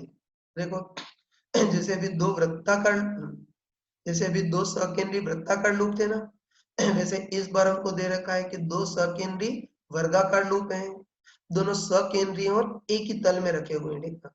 अब वही बाहर वाला जो वर्गाकार लूप है उसकी भुजा भुजा कैपिटल एल, अंदर वाला जो वर्गाकार लूप है उसकी भुजा स्मॉल एल। और हमको इस बार भी वही दे रखा है कि बाहर वाले लूप की तुलना में अंदर वाला लूप बहुत ही छोटा है, मतलब small L is very very less than capital L, मतलब इसकी भुजा 1 मीटर है और इसकी भुजा 1 मिलीमीटर है, ठीक? बाहर की तुलना में अंदर वाला लूप बहुत ही छोटा है। तो हमको पूछा है कि इस बार इन दोनों का आपस में जो म्यूचुअल इंडक्टेंस होगा वो कितना होगा, वो तो नहीं पूछा है, बस रफली पूछा है कि म्यूचुअल इंडक्टेंस इनमें से किस पर निर्भर करेगा वो देखता है। तो चलो 2 मिनट के लिए वीडियो को पॉज करके इसको ट्राई करना। चलो मैं सॉल्यूशन बताता हूँ। मैं एक्सपेक्ट करता हूँ कि जो भी सिंसियर होगा उसने इसको कर लिया होगा, ठीक है। और कई लोगों ने देखते ही बता दिया होगा कि इसका आंसर क्या होगा, L square upon capital L. इसको एक बार कर लेते हैं। तो हमको दे रखा है कि इस बार दो वर्गाकार लूप है जिसको सकेंद्री रखा है और एक ही तल में रखा है, ठीक है ना। बाहर की तुलना में अंदर वाला लूप बहुत ही छोटा है। आपस में म्यूचुअल इंडक्टेंस कितना होगा वो देखना है, बस हमको मेथड रट गया है, हमको अच्छे बताया है कि कभी भी म्यूचुअल इंडक्टेंस निकालना तो एक ही तरीका कि ऑब्जेक्ट वन में धारा बहाते हैं और उसके कारण ऑब्जेक्ट टू से गुजरने वाला फ्लक्स निकालते हैं। किसको वन किसको टू मानना हो, स्मार्टनेस तुम में खुद में आ गई होगी। बताओ किसको ऑब्जेक्ट वन मानेंगे, बाहर वाले लूप को। बताओ बाहर वाले लूप के कारण केंद्र पर चुंबकीय क्षेत्र निकालना आसान है, इससे इसको ऑब्जेक्ट वन मानेंगे। और अंदर वाला लूप बहुत ही छोटा है तो उससे फ्लक्स ज्ञात करना आसान है, इससे इसको ऑब्जेक्ट टू मानेंगे। तो इसको वन, और अंदर वाला लूप बहुत ही छोटा है, उससे गुजरने वाला फ्लक्स निकालना आसान है तो उसको ऑब्जेक्ट टू मान लेंगे। तो बस अब म्यूचुअल इंडक्टेंस के लिए वही काम कि ऑब्जेक्ट वन में धारा और उसके कारण ऑब्जेक्ट टू से गुजरने वाला फ्लक्स निकालेंगे। चलो सबसे पहले ऑब्जेक्ट वन में आई वन धारा बहाते हैं, है ना। तो सबसे पहले ऑब्जेक्ट वन मतलब बाहर वाले लूप में आई वन धारा बहाते हैं, ठीक है। अब बताओ बाहर वाले लूप में आई वन धारा बहाएंगे तो उसके कारण केंद्र पर चुंबकीय क्षेत्र उत्पन्न होगा। और हमको उल्टे रूल से पता है कि धारा ऐसी घूम रही है तो चुंबकीय क्षेत्र बाहर मतलब डॉट दिशा में होगा। चलो सबसे पहले देखते हैं, है ना। सबसे पहले देखते हैं कि सबसे पहले हम देखते हैं कि ऑब्जेक्ट वन मतलब इस लूप में आई वन धारा बहाएंगे तो उसके कारण केंद्र पर चुंबकीय क्षेत्र कितना होगा वो देखना है, ठीक है। बस किसी वर्गाकार लूप के कारण केंद्र पर चुंबकीय क्षेत्र देखा था ना, तो उसके लिए वही तरीका कि किसी एक वायर के कारण चुंबकीय क्षेत्र देखेंगे और कुल चुंबकीय क्षेत्र इसका 4 गुना, देखना। बस किसी एक वायर के कारण डायरेक्ट लिख रहा हूँ कि इस सीमित लंबाई के वायर के कारण केंद्र पर चुंबकीय क्षेत्र कितना होगा, mu naught I upon 4 pi R. R क्या होगी, केंद्र से भुजा की लंबवत दूरी L/2। फिर गलत बोल दिया। इस एक वायर के कारण केंद्र पर चुंबकीय क्षेत्र mu naught I one upon 4 pi R, केंद्र से इसकी लंबवत दूरी L/2 sine theta one plus sine theta two. तो पढ़ा होगा। ये बताओ ये वाला कोण भी 45 डिग्री आएगा, तो साइन थीटा वन भी 45 और साइन थीटा टू भी 45। मेरे ख्याल से समझ गए होंगे कि ये केंद्र से लंब डालेंगे तो ये कोण भी 45 और ये भी कोण 45। बस आराम से बताओ कि इस एक वायर के कारण केंद्र पर चुंबकीय क्षेत्र इतना है तो इन चारों वायर के कारण केंद्र पर चुंबकीय क्षेत्र कितना होगा इनटू 4 गुना। तो बस कंफर्म बोल सकते हैं कि ऑब्जेक्ट वन में आई वन धारा बहाएंगे तो उसके कारण केंद्र पर चुंबकीय क्षेत्र इतना होगा। लेकिन हमको गधों टाइप से बाकी चीजों से मतलब थोड़ी है, हमको तो बस ये चुंबकीय क्षेत्र आई और एल पे कैसे निर्भर करेगा वो देखना है, ठीक है ना। तो ये फालतू mu naught pi root two four इन सबको लिखने की जरूरत नहीं है, हम डायरेक्ट बोल सकते हैं कि ऑब्जेक्ट वन मतलब बाहर वाले लूप में आई वन धारा बहाएंगे तो उसके कारण केंद्र पर जो चुंबकीय क्षेत्र होगा वो किसके समानुपाती होगा, आई वन बाय एल के समानुपाती होगा। बाकी कचरों से हमको कोई मतलब नहीं है, पता चल गया कि ऑब्जेक्ट वन में आई वन धारा बहाएंगे तो उसके कारण केंद्र पर डॉट दिशा का चुंबकीय क्षेत्र उत्पन्न होगा और ऑब्जेक्ट वन के कारण केंद्र पर जो चुंबकीय क्षेत्र होगा वो proportional to I one by L होगा। अब बताओ ऑब्जेक्ट वन का चुंबकीय क्षेत्र, है ना, ऑब्जेक्ट वन का चुंबकीय क्षेत्र ऑब्जेक्ट टू की सतह को काटेगा भी सही, तो वन के कारण टू से फ्लक्स गुजरेगा और वन के कारण टू से जो फ्लक्स गुजरता है उसको फ्लक्स से टू ड्यू टू वन बोलते हैं, ठीक है। अभी कितना होगा वो देखना है बस। यहाँ भी वही अप्रोक्सीमेशन लगा सकते हैं कि बताओ अंदर वाला लूप बहुत ही छोटा है ना, वही कि अंदर वाला लूप बहुत ही छोटा है, इससे मान सकते हैं कि इसके हर एक बिंदु पर चुंबकीय क्षेत्र लगभग केंद्र वाला ही होगा, मतलब इसके हर एक बिंदु पर चुंबकीय क्षेत्र लगभग समरूप ही होगा। तो वन के चुंबकीय क्षेत्र के कारण टू से गुजरने वाला फ्लक्स सिंपली बी इंटू ए। तो बी तो वन का चुंबकीय क्षेत्र, तो वन के कारण केंद्र पर चुंबकीय क्षेत्र किसके समानुपाती है, आई वन बाय एल। साथ में जो कचरा उससे हमको कोई मतलब नहीं, इंटू ए इस अंदर वाले लूप का क्षेत्रफल वो कितना होगा एल स्क्वायर। तो बस हम कंफर्म बोल सकते हैं कि ऑब्जेक्ट वन में धारा बहा दी और उसके कारण ऑब्जेक्ट टू से गुजरने वाला फ्लक्स निकाल लिया। बस फ्लक्स है टू ड्यू टू वन रफली इतना आ गया I1 L square by capital है। तो बस आराम से बताओ कि जो 5 to 1 है वो I1 के समानुपाती आ गया ना। तो 5 to 1 को समथिंग इंटू I1 लिखेंगे तो अंदर क्या आएगा L स्क्वायर बाय कैपिटल और साथ में कुछ कचरे आएंगे। बस 5 to 1 के एक्सप्रेशन में I1 के साथ जो भी आएगा वो म्यूचुअल इंडक्टेंस का काम करेगा। तो म्यूचुअल इंडक्टेंस किस पे निर्भर करेगा, L square by capital L और साथ में कुछ कचरे होंगे, म्यू नॉट 4 पाई रूट 2 ऐसे कचरे होंगे, लेकिन ये L square by capital L पर निर्भर करेगा। इस तरह से इसको कर सकते हैं। ठीक है? चलो कोई मूर्ख पूछता कि इन दोनों लूप को परस्पर लंबवत तल में रखा है, बाहर वाले लूप को क्षैतिज और अंदर वाले लूप को ऊर्ध्वाधर, तब तो डायरेक्ट बोल सकते हैं कि तब तो एक का चुंबकीय क्षेत्र दूसरी सतह को काटेगा ही नहीं, तब तो फ्लक्स म्यूचुअल फ्लक्स जीरो तो म्यूचुअल इंडक्टेंस भी जीरो होगा। तो इस टाइप के क्वेश्चन इजीली कर सकते हैं। हाँ बच्चों देखो, अब म्यूचुअल इंडक्टेंस का एक लास्ट क्वेश्चन करते हैं। ये एनसीईआरटी की बुक में दे रखा है और तुम्हारे बोर्ड में भी बहुत बार पूछा जाता है और जेईई मेंस और एडवांस में भी पूछा जाता है। ध्यान से देख लेना, ठीक है। पहले क्वेश्चन मैंने अलग से लिख दिया है, फिर पहले क्वेश्चन बोल लेता हूँ। देखो इस बार हमको दे रखा है कि काफी ज्यादा लंबाई के दो आदर्श सोलेनोइड है ना भाई। कि काफी ज्यादा लंबाई के दो आदर्श सोलेनोइड है, दोनों समाक्षी रखे हुए हैं, ठीक है। अब देखो जो बाहर वाला सोलेनोइड है उसका परिबद्ध क्षेत्रफल A1, घेरों की संख्या प्रति लंबाई स्मॉल n1 और लंबाई L। ऐसे जो अंदर वाला सोलेनोइड है उसका क्रॉस सेक्शन क्षेत्रफल A2, घेरों की संख्या प्रति लंबाई N2 और इसकी भी लंबाई L ही है, ठीक है। और देखो इस बार हमको तो चित्र में साफ साफ दिख रहा है, ये बाहर वाला सोलेनोइड में तो A1 ज्यादा होगा और अंदर वाला सोलेनोइड में तो A2 कम होगा, लेकिन इस बार ये A1 और A2 दोनों कंपेरेबल है, मतलब इस बार जो A2 A1 की तुलना में बहुत बहुत स्मॉल होना जरूरी नहीं है, इस बार दोनों कंपेरेबल है, ठीक है। वही दो आदर्श सोलेनोइड ऐसे समकक्षी रखे हुए हैं, ठीक है। बस हमको सबसे पहले पूछा है कि दोनों को समाक्षी रखें तो इनका आपस में म्यूचुअल इंडक्टेंस कितना होगा वो देखना है। उसके बाद सेकेंड पार्ट में पूछा है कि बाहर और अंदर वाले दोनों सोलेनोइड का सेल्फ इंडक्टेंस L1 L2 कितना होगा वो देखना है। और थर्ड पार्ट में हमको सिद्ध करना है कि mutual inductance less than equal to root L1 L2 होगा, सिद्ध करना है। ये बोर्ड में कई बार पूछा गया है। स्टार्ट करते हैं, सॉल्यूशन अगले पेज पे कर लेते हैं।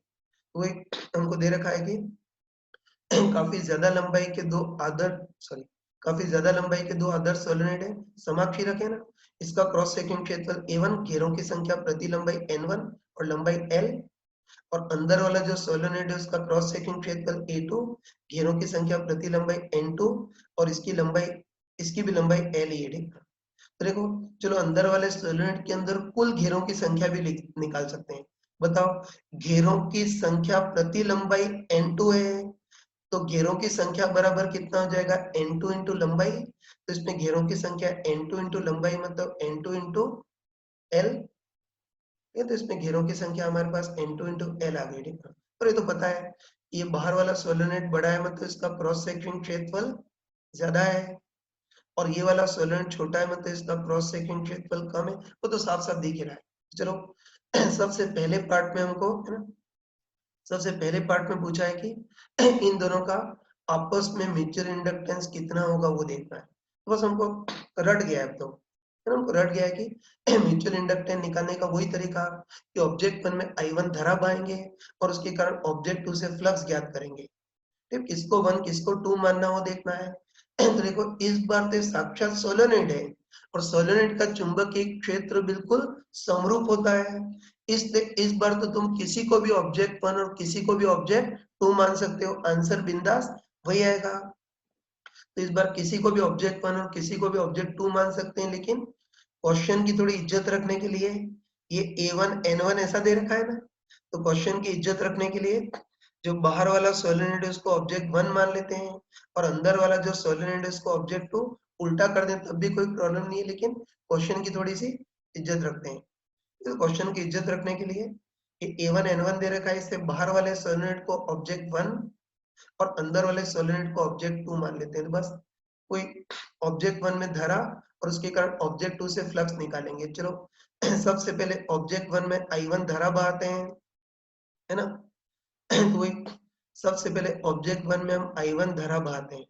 बस तुम आराम से बताओ, आराम से बताओ ऑब्जेक्ट वन मतलब इस वाले सोलेनोइड में अगर I1 धारा बहाएंगे तो उसके कारण चुंबकीय क्षेत्र, सॉरी, ऑब्जेक्ट वन में I1 धारा बहाएंगे तो उसके कारण चुंबकीय क्षेत्र उत्पन्न होगा। और राइट हैंड रूल से बोल सकते हैं कि धारा ऐसी बहाएंगे तो चुंबकीय क्षेत्र अक्षीय रूप से बाहर की ओर होगा, है ना। तो एक धारा ऐसी बहाएंगे तो चुंबकीय क्षेत्र ऐसा अक्षीय दिशा में होगा, है ना। और हम क्लियरली बोल सकते हैं कि ऑब्जेक्ट वन मतलब इस वाले सोलेनोइड पे I1 धारा बहाएं तो चुंबकीय क्षेत्र अक्षीय रूप से आगे की ओर होगा और बिल्कुल समरूप होगा, है ना। और हमको हमको पता है कि तो ऑब्जेक्ट वन या इस सोलेनोइड के कारण अंदर चुंबकीय क्षेत्र कितना होगा, म्यू नॉट एन आई। तो म्यू नॉट एन की जगह N1 और आई की जगह I1। तो आराम से बताओ कि बताओ ऑब्जेक्ट वन का चुंबकीय क्षेत्र, है ना, आराम से बताओ कि ऑब्जेक्ट वन का चुंबकीय क्षेत्र खुद की सतह को तो काटेगा ही, लेकिन इसकी काफी सारी चुंबकीय बल रेखाएं ऑब्जेक्ट टू की भी सतह को काटेंगी। बोल सकते हैं कि ऑब्जेक्ट वन का चुंबकीय क्षेत्र खुद की सतह को तो काटेगा ही, लेकिन इसकी काफी सारी चुंबकीय बल रेखाएं ऑब्जेक्ट टू की भी सतह को काटेंगी। मतलब इस बार भी वन के कारण टू से फ्लक्स गुजरेगा। और बताओ वन के कारण टू से जो फ्लक्स गुजरेगा उसको flux at two due to one बोलेंगे। वो कितना होगा वो देखना है, तो बताओ, है ना। तुम देखते ही बताओ कि ऑब्जेक्ट वन का चुंबकीय क्षेत्र इस ऑब्जेक्ट टू की सतह को अभिलंबत काट रहा है, इससे वन के कारण टू से गुजरने वाला फ्लक्स सिंपली बी इंटू ए। तो बी तो ऑब्जेक्ट वन का चुंबकीय क्षेत्र कितना है, म्यू नॉट N1 I1, और ए इसका क्रॉस सेक्शन क्षेत्रफल, है ना। बताओ ना, वन के कारण टू से गुजरने वाला फ्लक्स निकालना है, तो बी इंटू ए होगा। तो बी तो ये म्यू नॉट N1 I1 और ए होगा ऑब्जेक्ट टू का क्रॉस सेक्शन क्षेत्रफल। तो होता ऑब्जेक्ट टू या अंदर वाले सोलेनोइड का क्रॉस सेक्शन क्षेत्रफल कितना है, ए टू ई होगा। लेकिन इतना ही काफी नहीं है, इतना ही काफी नहीं है। मैंने क्लियरली बताया था ये चुंबकीय क्षेत्र अंदर वाले सोलेनोइड के एक घेरे को काटता तो फ्लक्स इतना होता, लेकिन यही चुंबकीय क्षेत्र अंदर वाले सोलेनोइड के कितने घेरों को काट रहा है, N2 इंटू एल घेरों को काट रहा है, तो flux into N2 into L भी होगा। ठीक है, बस आराम से बताओ कि वन में धारा बहा दी और उसके कारण टू से गुजरने वाला फ्लक्स निकाल लिया। अब बताओ 5:1 I1 के समानुपाती आगे है नहीं, आगे मैंने बताया था हर बार 5:1 धारा I1 के समानुपाती जरूर आएगा। तो इस बार भी 5:1 I1 के समानुपाती आ गया। बस जो भी 5:1 है इसको समथिंग इंटू I1 की फॉर्म में लिख देते हैं। तो बताओ समथिंग इंटू I1 की फॉर्म में लिखेंगे तो बताओ I1 के साथ क्या बचेगा, बताओ mu naught N1 N2 A2 into L ही बचेगा। ठीक है, बस वही ये 5:1 निकालिया, इसको समथिंग इंटू I1 की, इसको समथिंग इंटू I1 की फॉर्म में जमा दिया। बस तुम आराम से बताओ कि 5:1 के एक्सप्रेशन में I1 के साथ जो भी आएगा वो म्यूचुअल इंडक्टेंस M21 का काम करेगा और क्रिया प्रतिक्रिया के अनुसार यही M12 के बराबर होगा। तो पता चल गया कि इनका आपस में म्यूचुअल इंडक्टेंस कितना आ गया, mu naught N1 N2 A2 into L. ये इनका आपस में म्यूचुअल इंडक्टेंस आ गया। अब चलो अब इस क्वेश्चन का सेकेंड पार्ट देखते हैं। ये तो जगह नहीं है, मुझे अगले पेज पे ही करना पड़ेगा। ठीक है, तो फर्स्ट पार्ट में तो इनका म्यूचुअल इंडक्टेंस निकाल लिया।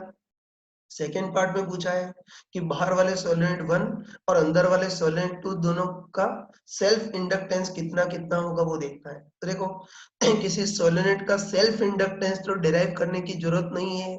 किसी सोलेनोइड के सेल्फ इंडक्टेंस का फॉर्मूला तो हमने याद किया था, है ना। और मैंने तुमको चमका कर बताया था कि किसी सोलेनोइड का सेल्फ इंडक्टेंस कितना होता है, म्यू नॉट म्यू और N square by L into A. लिख देता हूँ म्यू नॉट, म्यू आर तो 1 होगा क्योंकि इस बार अंदर हवाएं निर्वात है। कैपिटल एन देखना है तो बताओ घेरों की संख्या प्रति लंबाई कितनी है, स्मॉल एन। तो घेरों की संख्या N into small N into L हो जाएगी। तो कैपिटल एन घेरों की संख्या, तो घेरों की संख्या को क्या बोल सकते हैं, स्मॉल एन इंटू एल। तो एन स्क्वायर कितना हो जाएगा, इसका स्क्वायर बाय एल इंटू ए। बस इससे इंडक्टेंस, यानी इससे हम किसी भी एक सॉल्वेंट का सेल्फ इंडक्टेंस निकाल सकते हैं। तो बोल सकते हैं कि किसी भी एक सॉल्वेंट का सेल्फ इंडक्टेंस कितना हो गया, म्यू नॉट एन स्क्वायर, एक एल से एक एल कैंसिल इनटू ए। बस किसी भी सॉल्वेंट का सेल्फ इंडक्टेंस कैपिटल एन की फॉर्म में तो इतना था, लेकिन इसको स्मॉल एन की फॉर्म में क्या लिख सकते हैं, mu naught small n square L A, इतना लिख सकते हैं। बस अब हम दोनों का सेल्फ इंडक्टेंस निकाल सकते हैं ना।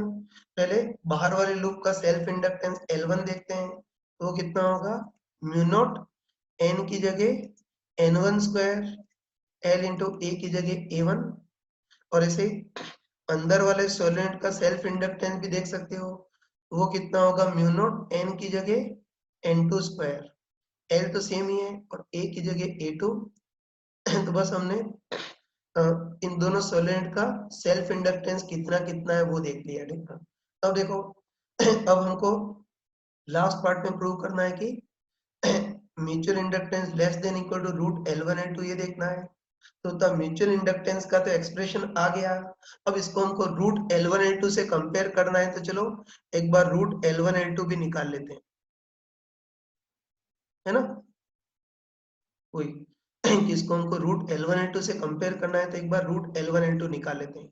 चलो मैं सॉल्व कर रहा हूँ। तो रूट ऑफ L1 तो कितना है, mu naught N1 square L into A1, और L2 कितना है बताओ, mu not N2 square L into A2। बस इससे हम रूट L1 L2 निकाल सकते हैं। थोड़ा सॉल्व कर रहा हूँ, सॉरी, ये थोड़ा सॉल्व कर रहा हूँ। तो रूट L1 L2 इससे निकाल सकते हैं ना, बताओ। Mu naught into mu naught का अंडर रूट म्यू नॉट ही हो गया।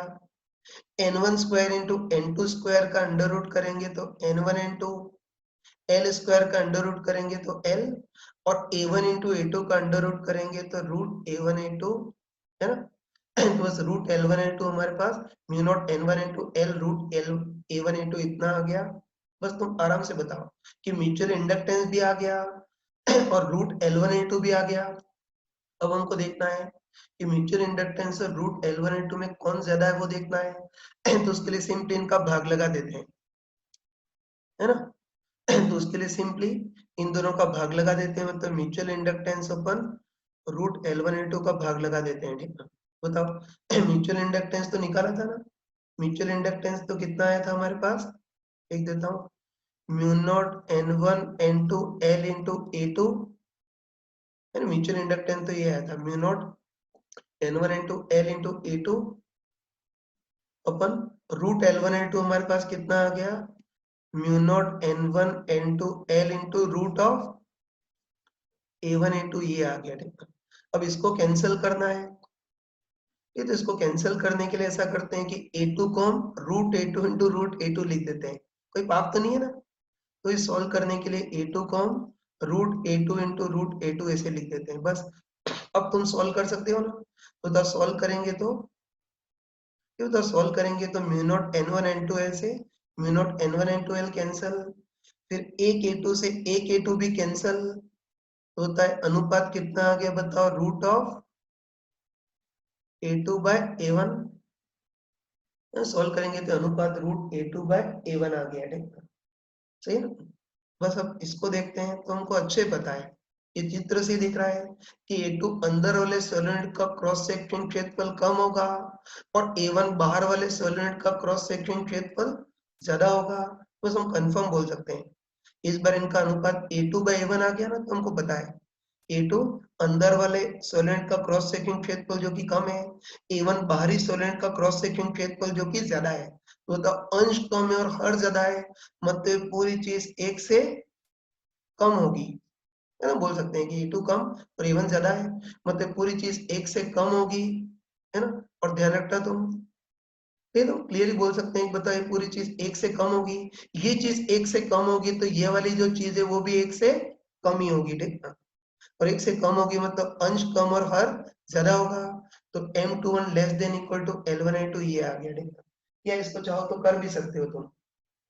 ये हम ये लिख सकते हैं कि A2 अंदर वाले लूप का क्रॉस सेक्शनल क्षेत्रफल कम, A1 बाहरी लूप का क्रॉस सेक्शनल क्षेत्रफल ज्यादा, अंश कम है और हर ज्यादा है, मतलब पूरी चीज एक से कम होगी। तो बस ये पूरी चीज 1 से कम होगी। चलो अनप्रोडक्ट टाइप से रूट L1L2 को उधर ट्रांसफर करते हैं। रूट L1L2 को उधर ट्रांसफर करेंगे तो M21 कितना आ गया, 1 से कम है ना, अपने अनप्रोडक्ट टाइप से लिख देते हैं कि M21 कितना हो गया, 1 से कम इंटू रूट ऑफ L1L2, ये हो गया। बस M21 रूट L1L2 इंटू 1 से कम हो गया, मतलब बोल सकते हैं कि जो म्यूचुअल इंडक्टेंस होगा और लेस देन रूट L1L2 होगा, ये बोल सकते हैं। बस यही प्रूव करना था, कर लिया। ठीक, अब थोड़ा सा आगे बढ़ते हैं। मैंने बताया था कि A2 कम और A1 ज्यादा, तो ये पूरी चीज 1 से कम होगी। और अच्छे ध्यान रखना कि म्यूचुअल इंडक्टेंस और रूट L1L2 का जो अनुपात होता है उसको हम क्या बोलते हैं, कपलिंग फैक्टर बोलते हैं। या तो ध्यान रखना तुम, म्यूचुअल इंडक्टेंस और रूट L1L2 का जो अनुपात होता है उसको, ये जो अनुपात होता है उसको हम कपलिंग फैक्टर बोलते हैं। हिंदी में इसको युग्मन गुणांक बोलते हैं।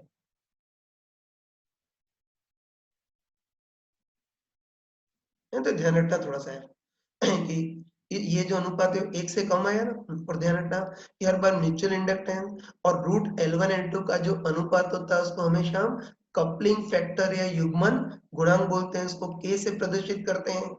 ये तो हम क्लियरली बोल सकते हैं कि म्यूचुअल इंडक्टेंस अपन रूट L1L2 का अनुपात 1 से कम आया है, मतलब बोल सकते हैं जो कपलिंग फैक्टर होगा वो भी 1 से कम होगा, है ना। तो बस अब ऐसा करते हैं कि रूट L1L2 को उधर ट्रांसफर करते हैं। तो बस बताओ, म्यूचुअल इंडक्टेंस अपन रूट L1L2 का जो अनुपात है उसको कपलिंग फैक्टर या K बोलते हैं।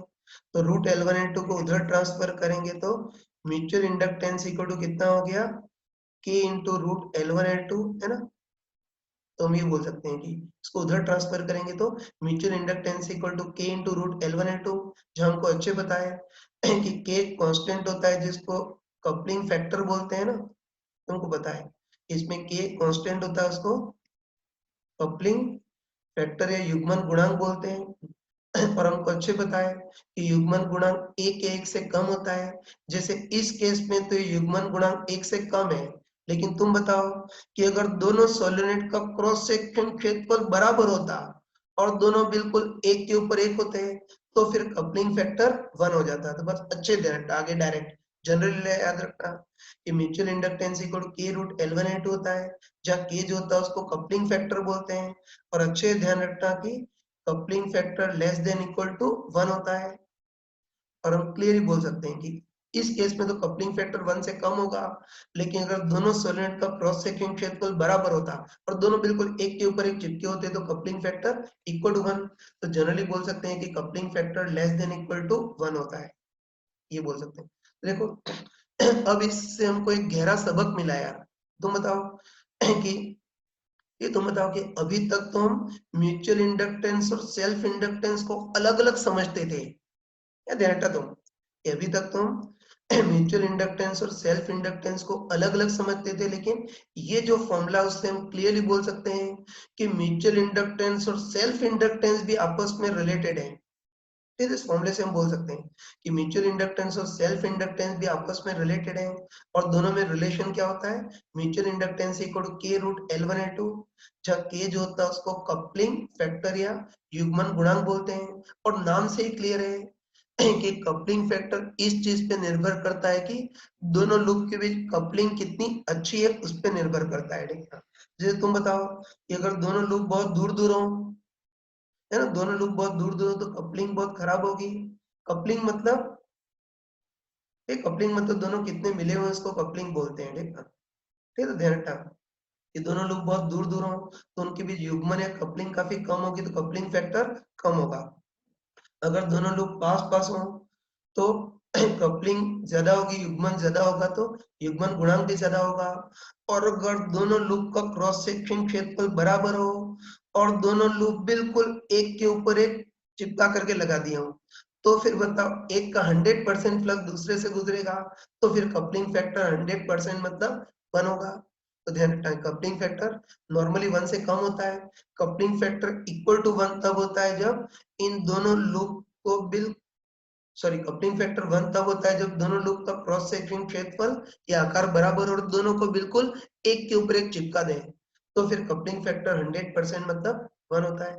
तो सारी डेरिवेशन कर ली देखना। अब एक चिल्लर टाइप का लास्ट क्वेश्चन कर लेते हैं। तो इसको देखना, इसमें हमको दे रखा है कि दो समान आकार के लूप हैं, हमको दे रखा है दो समान आकार के लूप हैं, एक का सेल्फ इंडक्टेंस 12 हर्ट्ज और दूसरे का सेल्फ इंडक्ट मैं क्या बोल गया सॉरी, समान आकार के दो लूप हैं, एक का सेल्फ इंडक्टेंस 12 हेनरी और दूसरे का सेल्फ इंडक्टेंस 3 हेनरी है। ठीक है, तो हमको देखना है कि इन दोनों के बीच अधिकतम संभव म्यूचुअल इंडक्टेंस कितना होगा वो देखना है। इसको करते हैं ना, तो ध्यान रखना इसके पहले हम म्यूचुअल इंडक्टेंस और सेल्फ इंडक्टेंस को अलग अलग मानते थे, लेकिन अब हमको पता चल गया कि जो म्यूचुअल इंडक्टेंस और सेल्फ इंडक्टेंस भी आपस में रिलेटेड होते हैं और दोनों में रिलेशन क्या होता है, म्यूचुअल इंडक्टेंस इक्वल टू के रूट L1L2 लिख देता हूँ। ठीक है, तो दोनों में रिलेशन क्या होता है, म्यूचुअल इंडक्टेंस इक्वल टू के रूट L1L2, जो हमको अच्छे पता है कि के जो होता है उसको कपलिंग फैक्टर बोलते हैं। देखना, जो इस चीज पे निर्भर करता है कि दोनों कितने अच्छे से मिले हुए इस पे निर्भर करता है।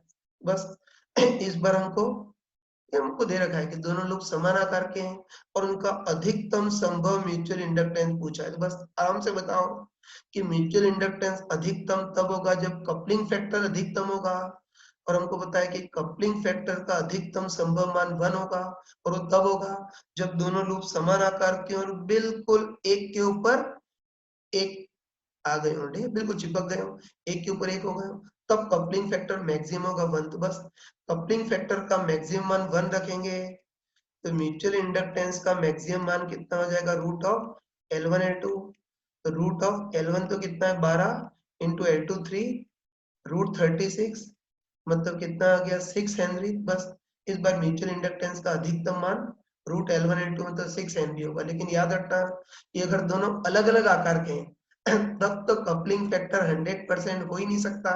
अलग अलग आकार के हो तब तो बिल्कुल चिपक भी गए हो, फिर भी कपलिंग फैक्टर 100% नहीं हो सकता। याद रखना कपलिंग फैक्टर 100% तभी होगा जब दोनों लूप बिल्कुल बराबर आकार के और बिल्कुल चिपक गए हो, एक के अंदर दूसरा समा गया हो, तभी कपलिंग फैक्टर 100% 1 होता है।